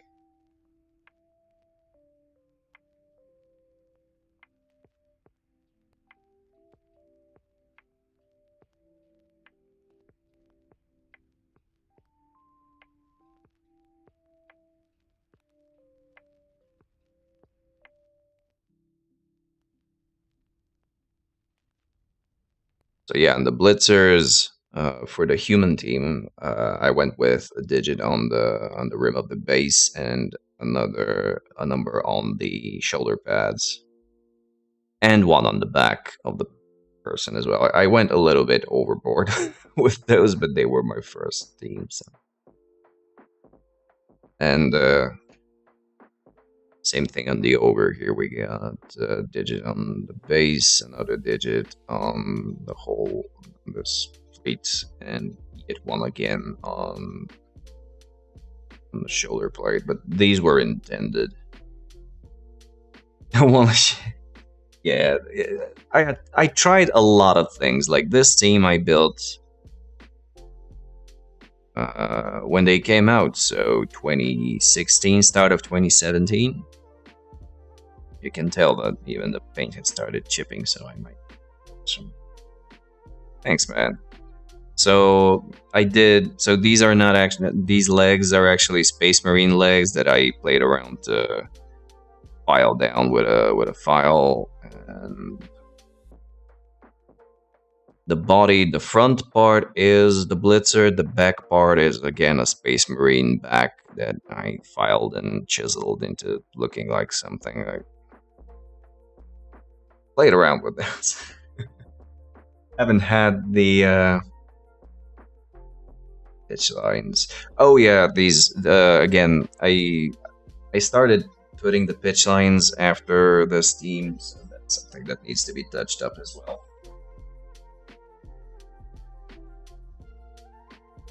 I like doing the pitch lines personally. It solidifies the fact that it's a Blood Bowl model, in case you had any doubts at any point. The fresh alignment and thing, they seem decent. Yeah, they're all right. Definitely. Outlines. Oh, so you don't want to do it on all of the models. Okay. I thought about doing it conceptually, like in terms of where would the players be standing on, let's say, the start of a drive. So some of the line of scrimmage ones would have the front-facing ones. Those that were on the sides would have vertical placed pitch lines, but it's too situational and obtuse. That, yeah, in that case, I agree. If you were to make the tray with the pitch, then the bases would cover up, and yeah. That's actually sweet. That's a sweet idea.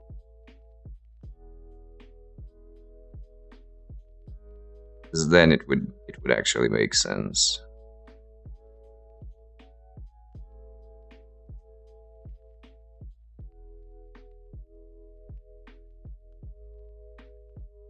Some of it, like not very often, but I've seen quite a bit of him. Yeah. Do you have anything particular in mind?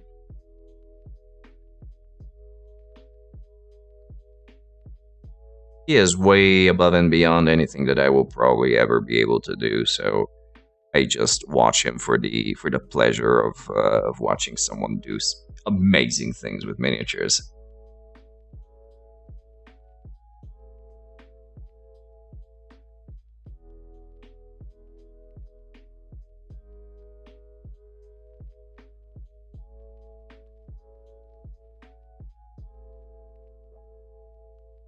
Song of Ice and Fire with matching trays.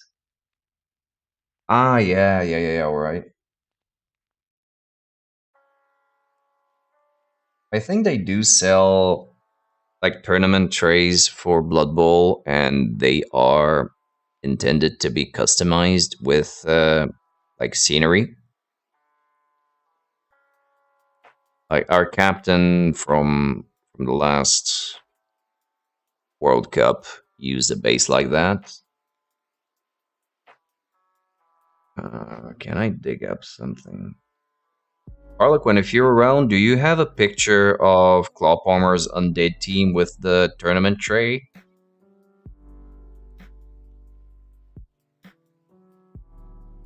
Do I look through the group? Because he did OSL Undead.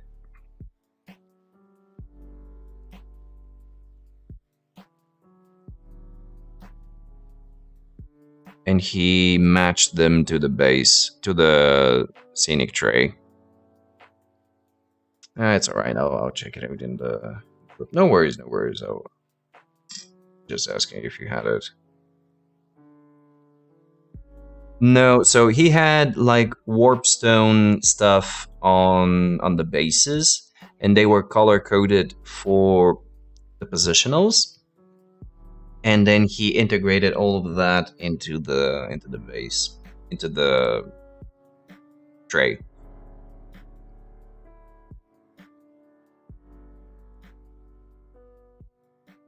Yeah, he actually got fourth place. I think he placed fourth in the painting competition for teams,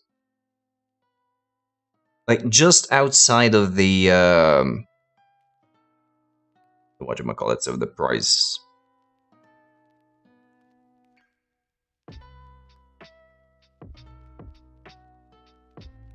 media.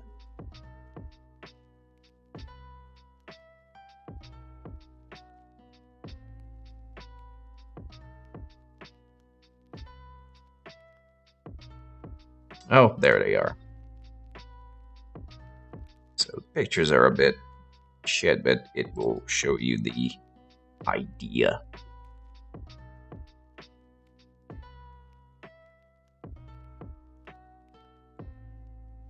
And because the entire base is effectively marked, is effectively color coded, Discord. Yeah, it's fine. Yeah, yeah, I got it. I got it. I think next one is. Oh, come on.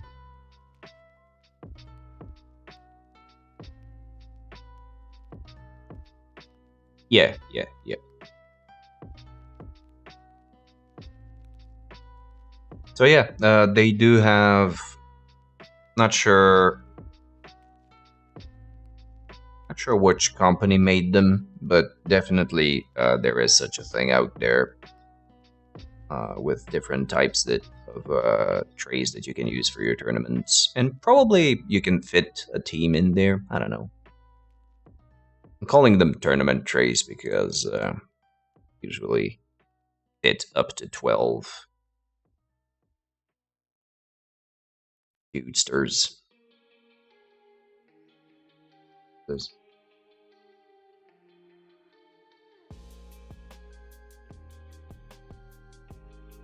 Oh yeah, I've seen that. Yeah, I forgot about it.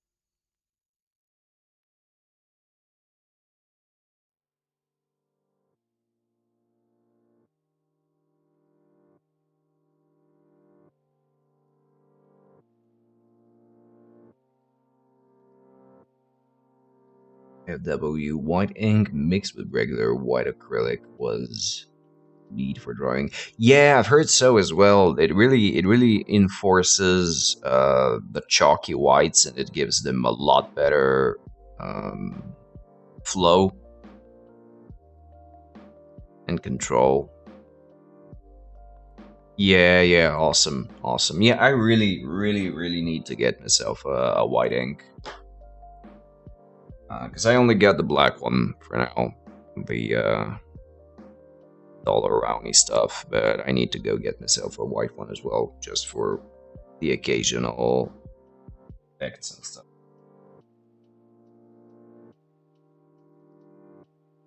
But yeah, I hear that. 12 inks. Yeah, truthfully, there is a lot of use for them if you. No, it's alright, I think, because if you have them, you will find a very easy use for most of them. But it's not necessarily required to do them. Can't even start imagining what it means. Especially with the airbrush that you're playing around with now, getting some real good filters with inks is gonna become like a dream job. Do you remember Lester Brusley from YouTube? He did a lot of painting tutorials, and in a lot of them he used inks for sort of dimming the extreme highlights. For instance, if you were to highlight red into pink and then go with a red ink over it, and it brings the red back into the whole back into the entirety of the model. It works real well. So paints gray and white. Kindly recommend. Ooh, nice. I'll probably stick to the Dollaroni because I have it locally. Makes it real bright pure red. Yeah, yeah. And you don't get to choose. You don't need to choose. Do I want to go orange or pink? You can actually have a bright red. And again, especially with the airbrush, these things will be match made in heaven.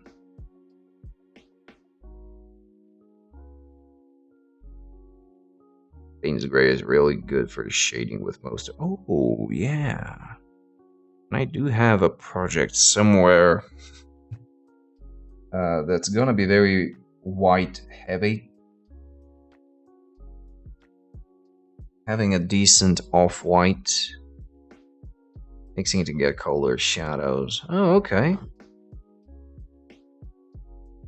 Sounds like a plan. Yeah, and I'll need some off-whites for some good, add some interest into the white.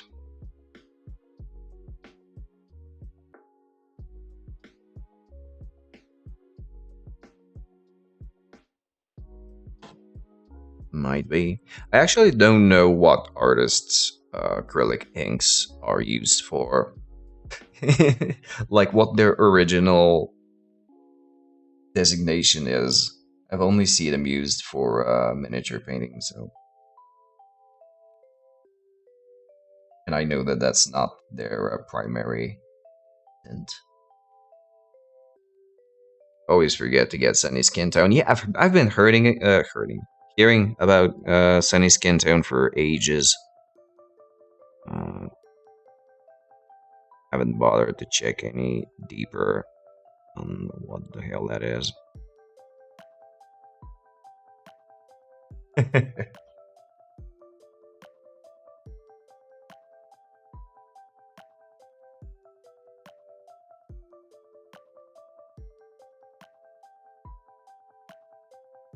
Yeah, that's how I was with getting a fresh batch of white glue for the basing, for gluing the flocks of grass.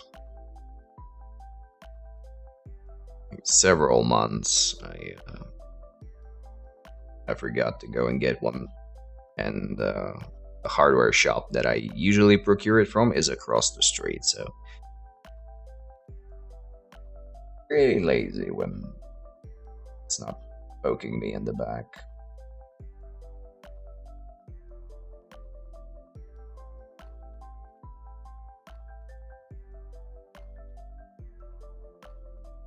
but I did do it. I am ready to do some basing.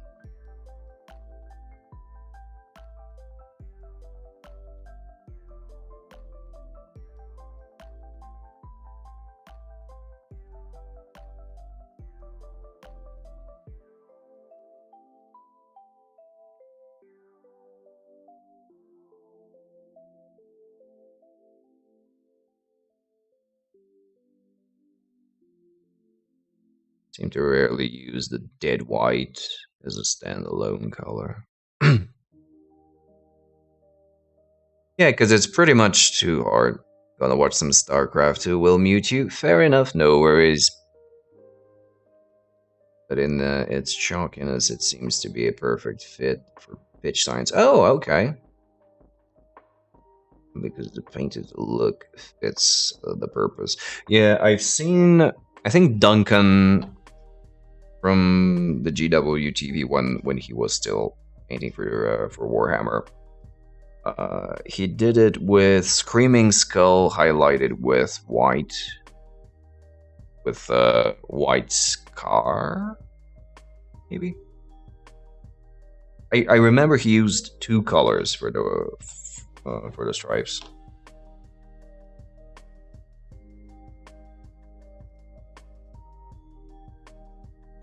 You want to check it? It was on a video for Skaven, although it was its own video. They still hold a record.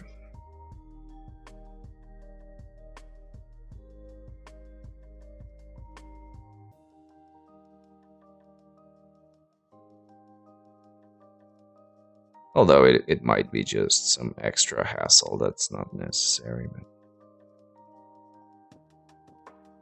it is one of the few tutorials in the internet that actually shows how to do pitch lines. That's why I'm mentioning it.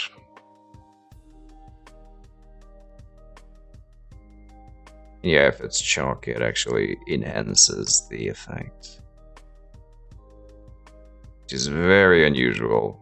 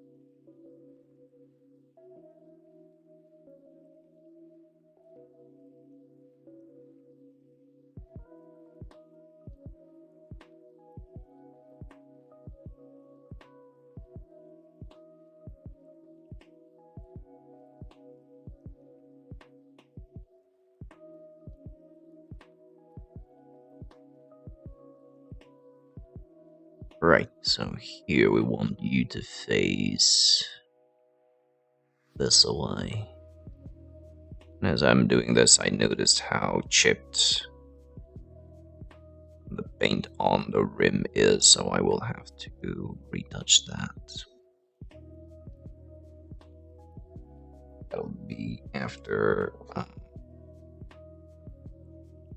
I put the texture paint on the base, because I'll have to do touch-ups anyway, so might as well save it.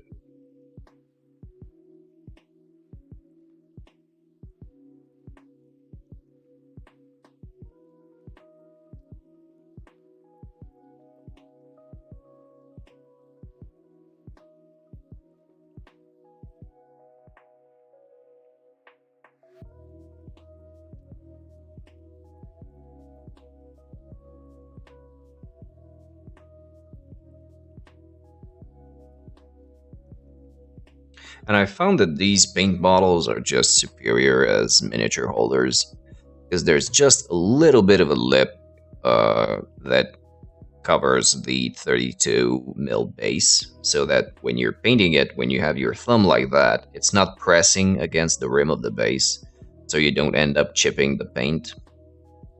Whereas in cases like this, you always end up touching the base while you're painting it, and it ruins. If it's not painted, you ruin the primer and you have to reprime it. If it's painted, you have to repaint it. So this is something I'll keep in mind for future projects.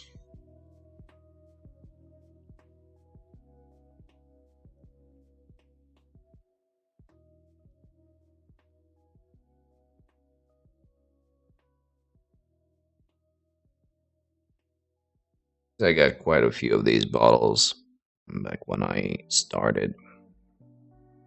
They were my first intentionally miniature paints from the Mr. Hobby line.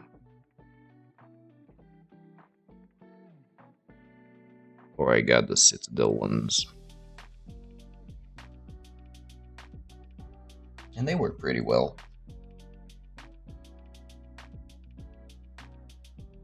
Went to take a look to demonstrate the lines. Oh, alright, no problem. I've just been murmuring stuff to myself.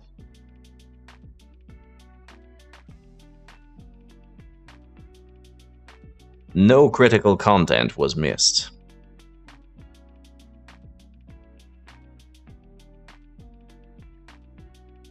Oh, okay.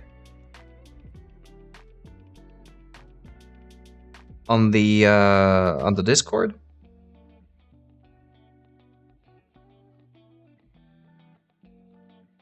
Let's look at the Brett's Discord. Yep. Okay.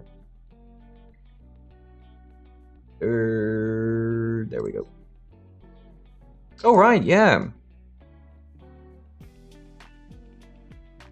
Yeah, it's actually very good. And you're right, the chalkiness does play into the theme pretty well. Sweet stuff. Oh, and I see where you integrated the other numbering. Damn, I would never have the patience to do that for all of the peasantry. Lines for the lineman, says Lead Pipe.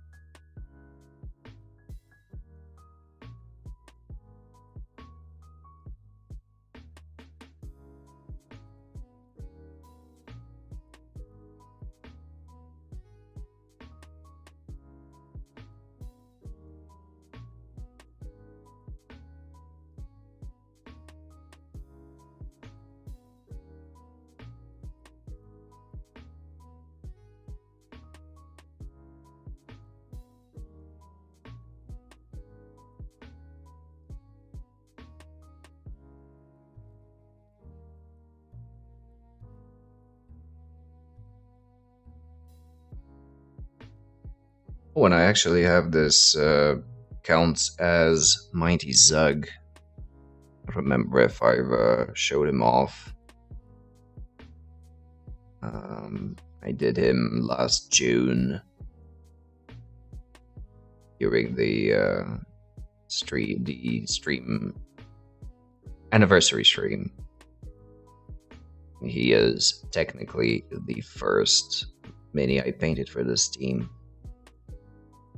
He is from Infamy Models, and I like him quite a bit. I really wanted to fit him somewhere, and just I just decided to put a ball under his leg and call him a Blood Bowl model star player. And servo arms count as the strength 5 bonus and block.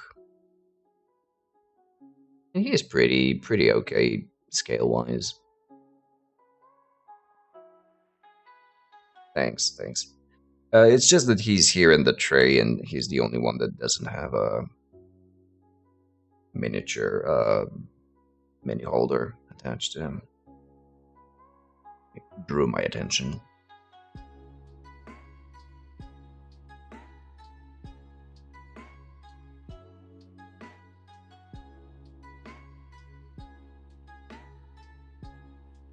Okay, where's your face? Here.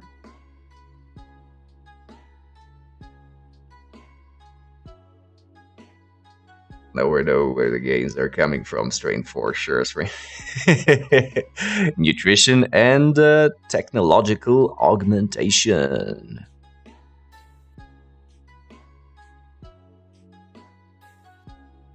Yeah. I'm sorry, it's just no matter how much I try, sci-fi will always steam powered games, pretty much.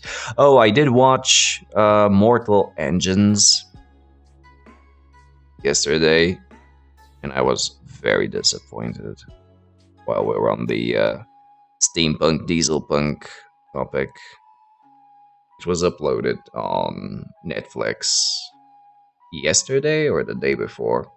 I hadn't seen it. Thought I'd give it a look. It was bad. Just bad.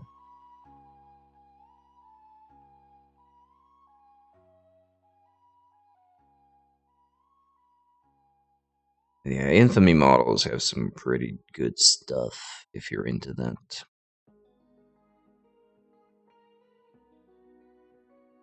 Steampunk Gothic, Sherlock Holmes aesthetic.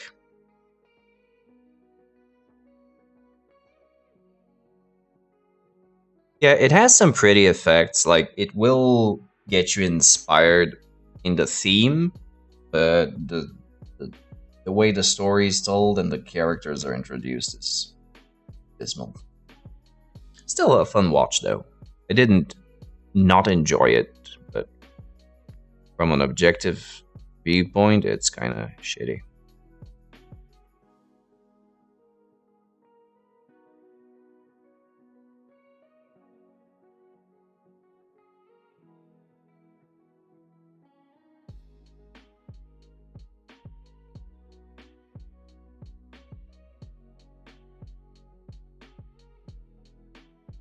And definitely get excited about painting some Necron flayed ones, because there is a character that resembles them quite a bit. Also some vehicles. So yeah, aesthetically it has good value.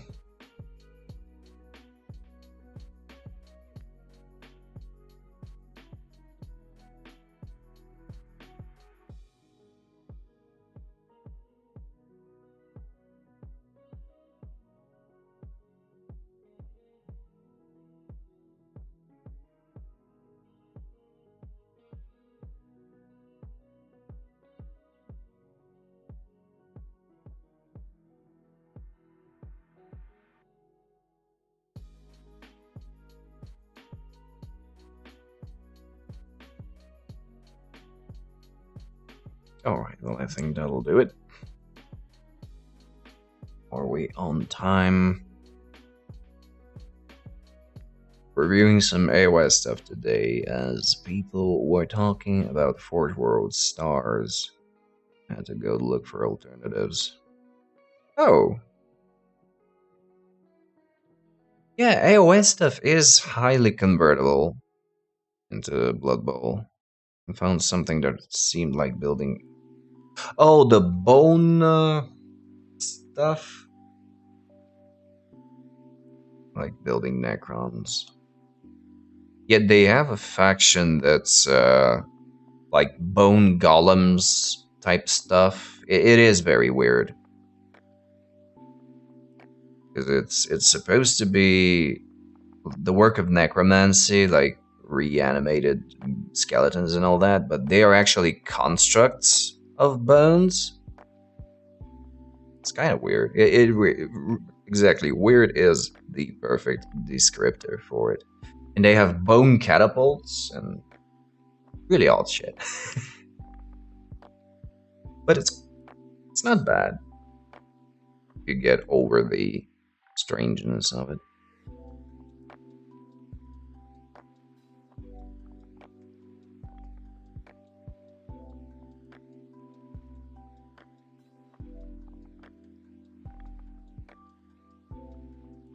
Bone shaper. Yeah. Gotcha. It is a weird one.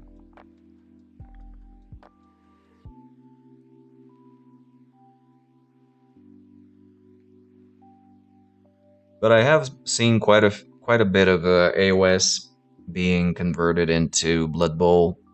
Initially, for the orcs, we had the Oruk war bosses that were proxied as the Black Orcs, but they were a bit out of scale, if you ask me. And also the were they the Thunder guys, the buy Gretchen for 24 euro from Forge World or get a Banshee. Yeah.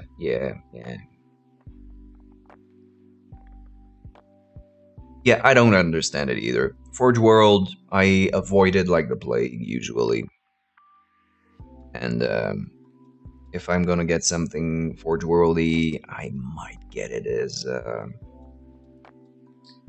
third party cast. Not endorsing it. And for some reason, people seem to insist on GW stuff. Yeah. Especially considering now that you have so many alternatives to pretty much anything.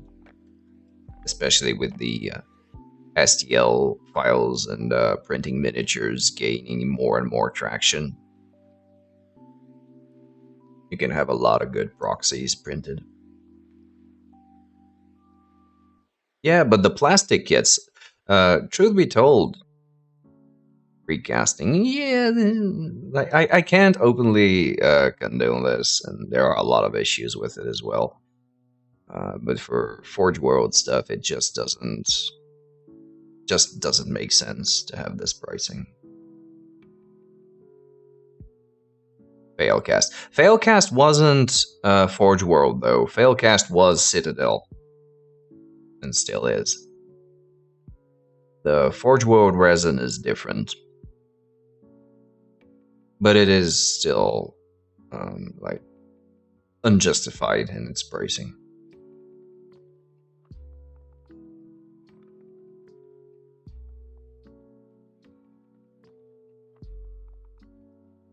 Right. So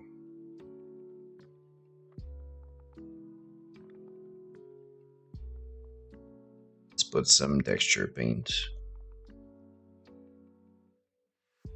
Probably not gonna have enough time to do it on all of the models, but where we get, we get.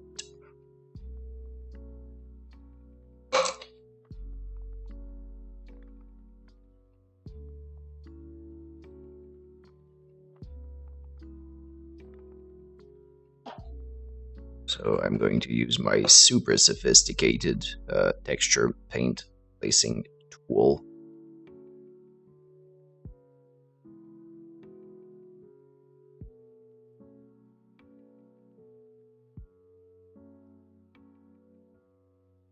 Yeah, with Blood Bowl, you get a ton of duplicate sculpts from GW. Many are bundled badly, and you are left lacking stuff. True. Third party often bundles properly and come with all unique models.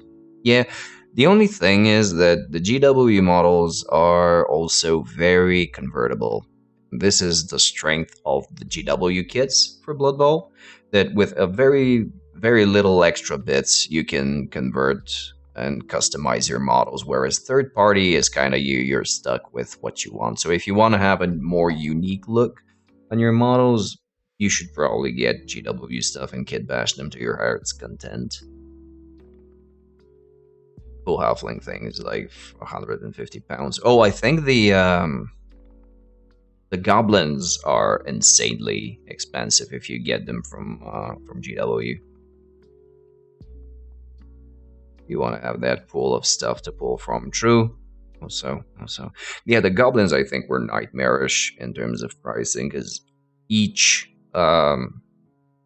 each of the positionals, like the secret weapons, was its own thing on Forge World, and it was like 20 bucks a pop.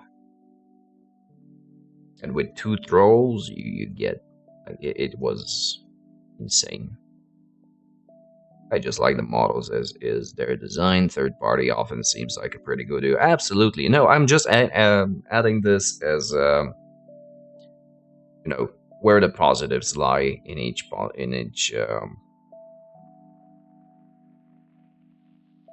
option, and they are all unique. Yeah, absolutely.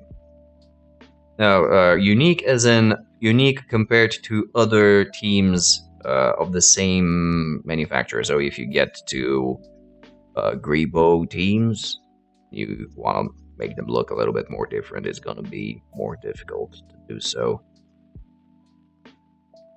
But they are one post. That's undeniable. It depends on what you want to play around with. If you want to kit bash more, you can get GW. If you want to get real nice, real 16 unique sculpts, you go for third party, and that's that. Make them look different with multi-pose kits. True.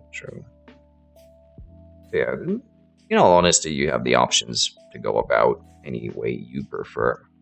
Unless, of course, you want to go to GW Blood Bowl hosted events, of which I don't think that there are any anymore. So we're pretty set on that.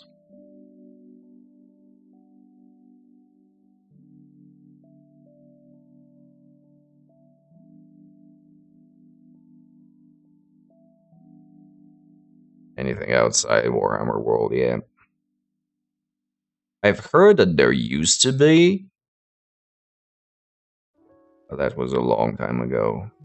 Like before specialist games were terminated on the GW store. Yeah.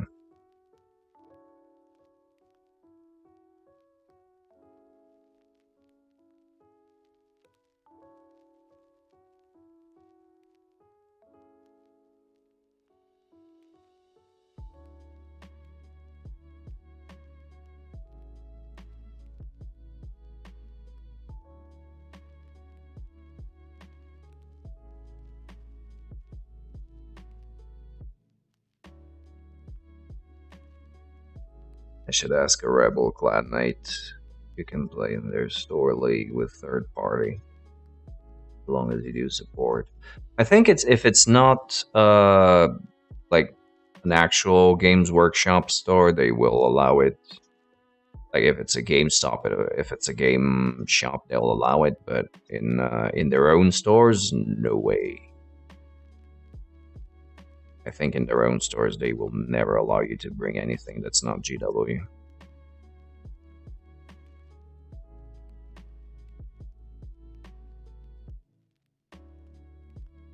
By the way, do you know that this actually has a GW Citadel alternative? Like there is a texture paint application tool in their website, and it is essentially just a spatula.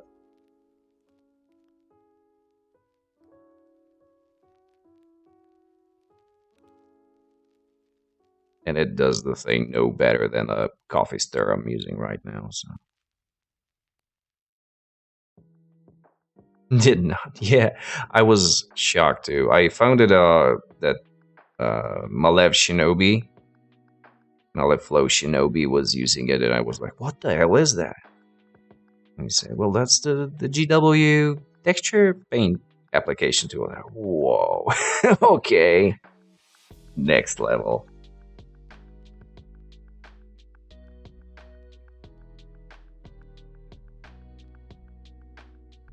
Mud texture. I think mud isn't um, that good of a return on investment. You can pretty much do it with just paint. But the crackling texture paint that are pretty cool. Like they have some, was it Astro Granite stuff that cracks when it dries. So this thing won't crack, but there are and it gives a pretty good effect. Old dirt and wood bark. Yeah, I saw that the bases looked pretty realistic, pretty nice. That I collected about 20 years ago. Sweet. Yeah, I'm really lacking in basing. Oh, shit. Basing. Really need to step up a basing game. This will all get repainted anyway, so it's not that good a deal. Still. But yeah, the crackling texture paints are the ones that actually appeal to me, and I want to get some of those at some point.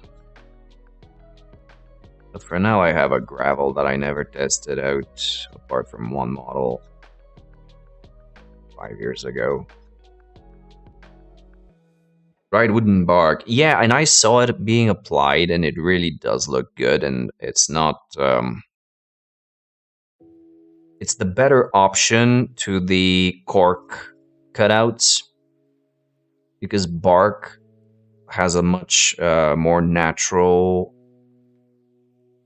grit to it than cutout cork.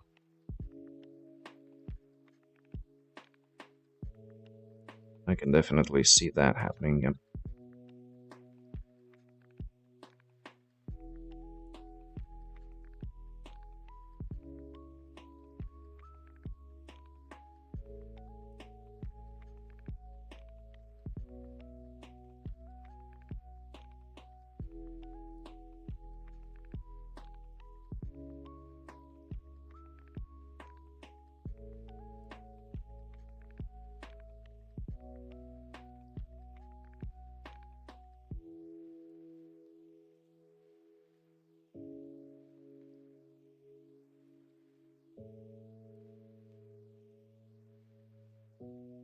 Large boulders, you could use cork as the core and then add bark and dirt. Yeah.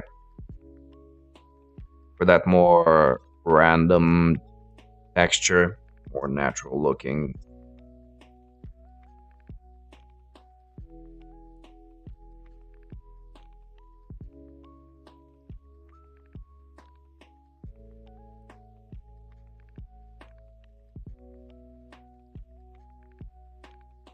I'm pretty sure it was either Vallejo or AK that had really big cans of this type of textured mud and stuff. But I couldn't find it when I was looking at it, and it was there a few years ago. So I don't know if they stopped making it. But I was looking to get some because it's a lot better bang for buck in terms of amount that you get.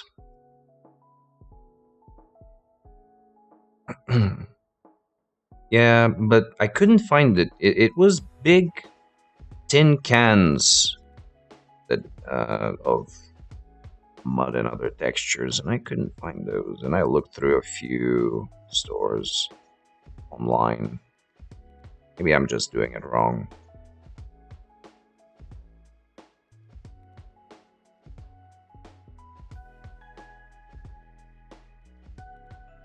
The texture was... yeah, I think it was Vallejo. Never bothered to pick one up while at the craft store. Unfortunately, we don't get Vallejo stuff in stores here, so I have to dig it out. But yeah, I think it's a better alternative because it's like 5 times more in terms of content. Quality wise, it's basically the same, and price wise, it's much better of a ratio.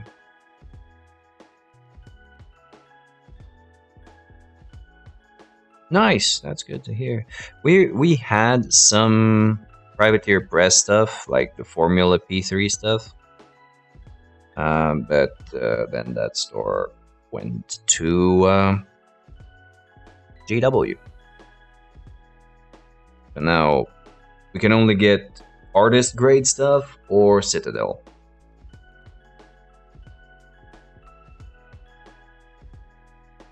Oh, or railroad and scale modeling.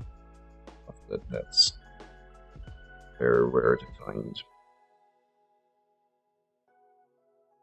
And it's sad because now with Brexit taking, like actually taking effect, ordering stuff is going to become a lot harder because most of the stores that actually delivered cross countries were UK based. Most French or German stores prefer to ship within their country and don't go international. It's gonna be a bit of a adaptation curve. Find a new good source of hobby stuff.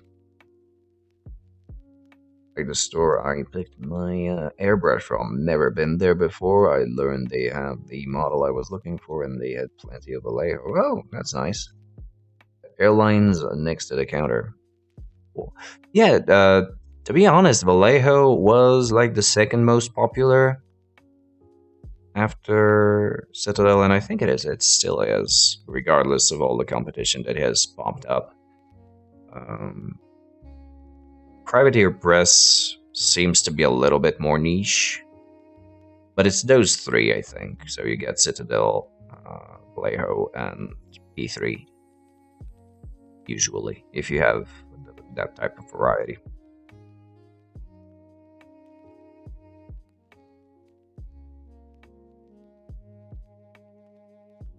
We don't even get that anymore. So yeah, by the way, if you or anyone knows a good online EU store for hobby stuff that don't mind shipping international, please let me know.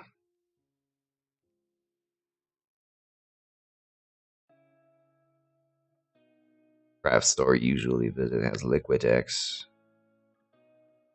Yeah, Liquitex and Revell and Italeri, like the scale modeling stuff is kind of available, but it is in the niche actual crafts and scale modelers shops. Not so much our lighter, in quotes, version of it.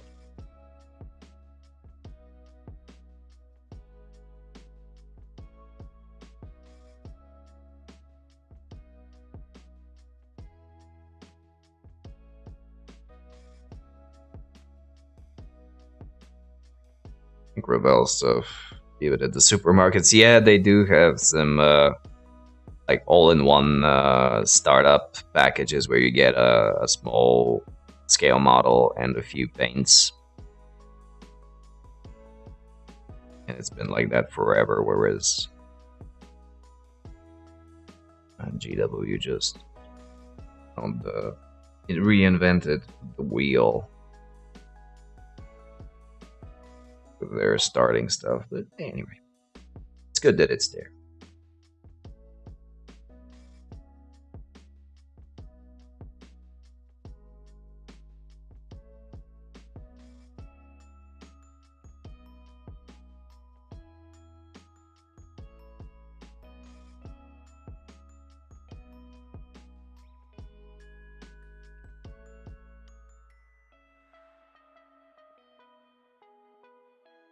Do you know what nationality Revell are?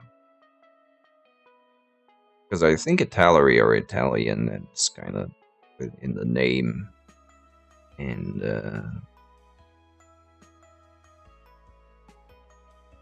Japanese ones are apparent as well. Zvezda is Russian. What's Revel? Are they Italian as well, or?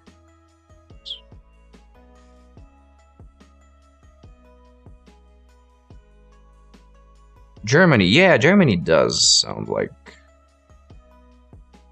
a valid option.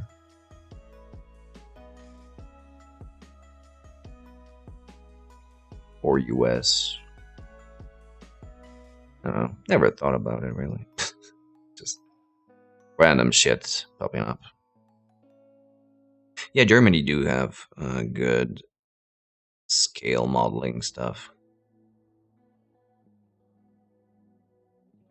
Oh, nice. Which brand do you use for brush soap? Do you use the Masters or something else? Yeah, Loctite. We have Loctite here, the super glue. Actually, I do use that shit. That's my go-to super glue. Actually.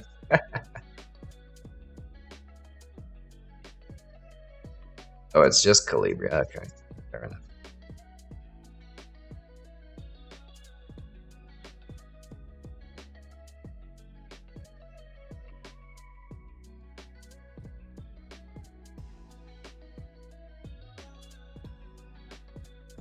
Yeah, and I suppose it's gonna get that way pretty much everywhere.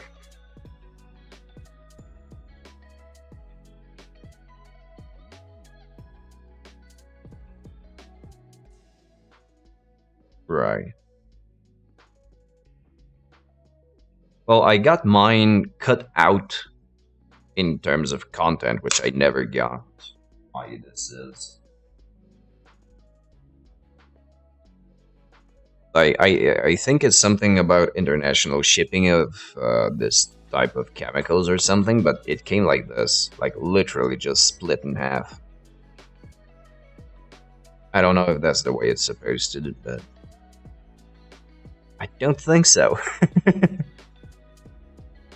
Yeah. I mean, that was 4 or 5 years ago, so maybe they don't do that anymore, or they just have uh, boxes that are shippable or something. But that was very weird when I saw it. But like you say, even with this half, I've been doing pretty well for about half a decade, so it'll be fine. It'll be good enough for me.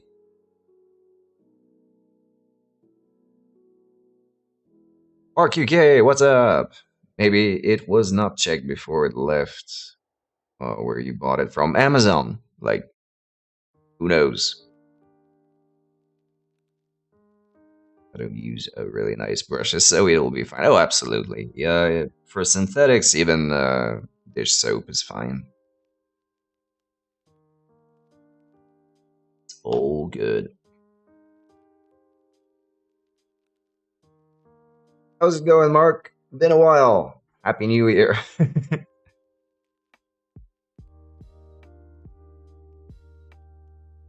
Sadly, you are catching me at the. Thank you. At the point where I am about to be calling it for the day because hunger is striking. The call needs to be heard. Doing good. Trying to get other locos to join you. Oh, nice. Thank you for that. But that's all right. Whenever decides to drop by, everyone is always welcome. It also put the little zap frog. Oh, you got a frog? For the wizard stuff? Check this out.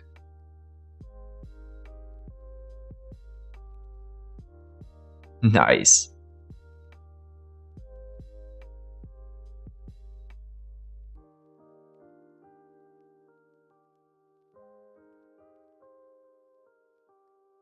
It's very small. Yeah, it's strength 1 in it. Ooh, let's check Mark's new project. Ooh, that's a lovely one. Nice. Which one is this? I haven't seen that one. Did you print it yourself?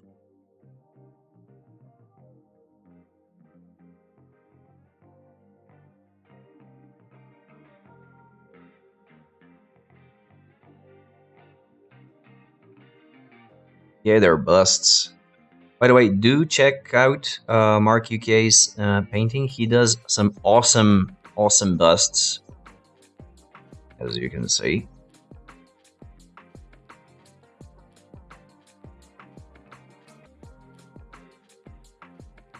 Only viewers too, and clearly there are more.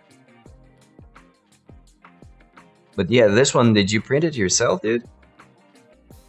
Because it doesn't seem like Neko or Robot Rocket stuff. Bots. Yeah, I've been getting those lately. Yeah, printed out. Seems very nice. I can't see a single one of these like layer circle stuffs. White Werewolf Tavern. Okay. Yeah. Very smooth. You're getting very good at the printing stuff. Lovely. I haven't been checking stuff out for a while. Sort of a bit of an off the grid stuff. Mostly just get on, paint, and go away. The Mayo. Cheers, dude. Oh wow. Okay.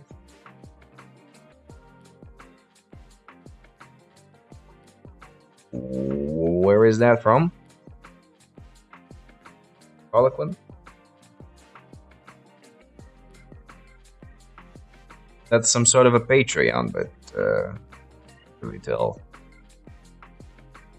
Comes from a Reddit.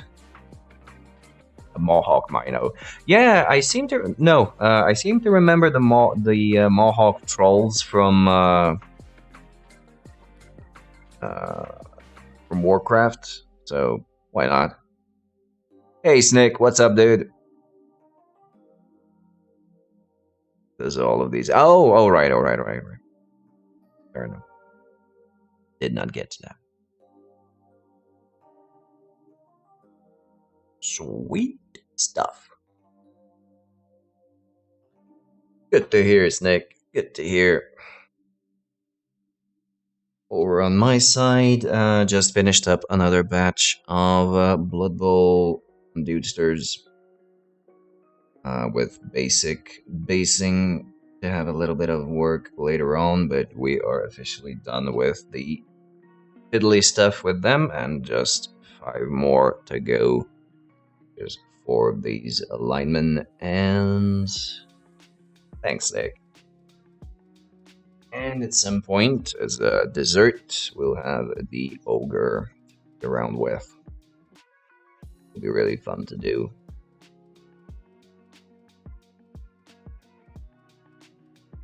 But that is going to be later on in the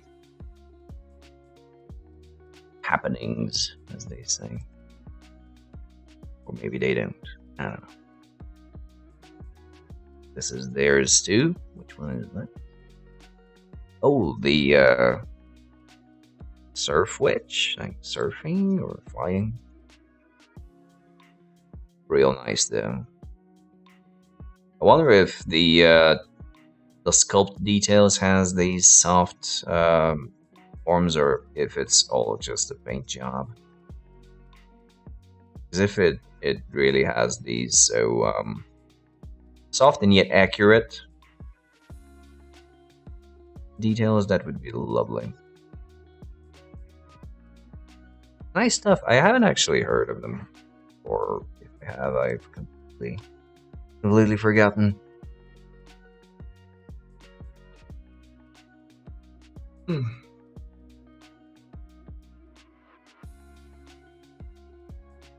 6 packs and Marvel too. All right, so That's pretty much what I was asking. Yeah. Gotcha.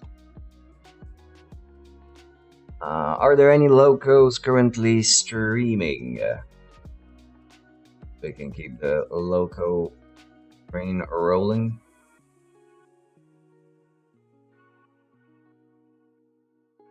Mhm. Anyone?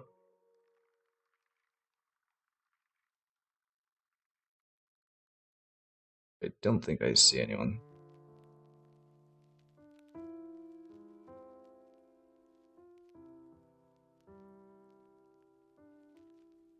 Okay, gotcha. No worries then. Alright, in that case, I would like to very much thank each and every one of you for coming along by saying hi, lurking, chatting, and all the good stuff. It's always much appreciated, and your company is always valued. And it makes my painting journey all that much more fun. With that being said, I wish you all a very good rest of your evening. Keep doing what you love and loving what you do. It was nice catching up with all of you and see you again real soon. See you on the flip side. Bye bye, guys.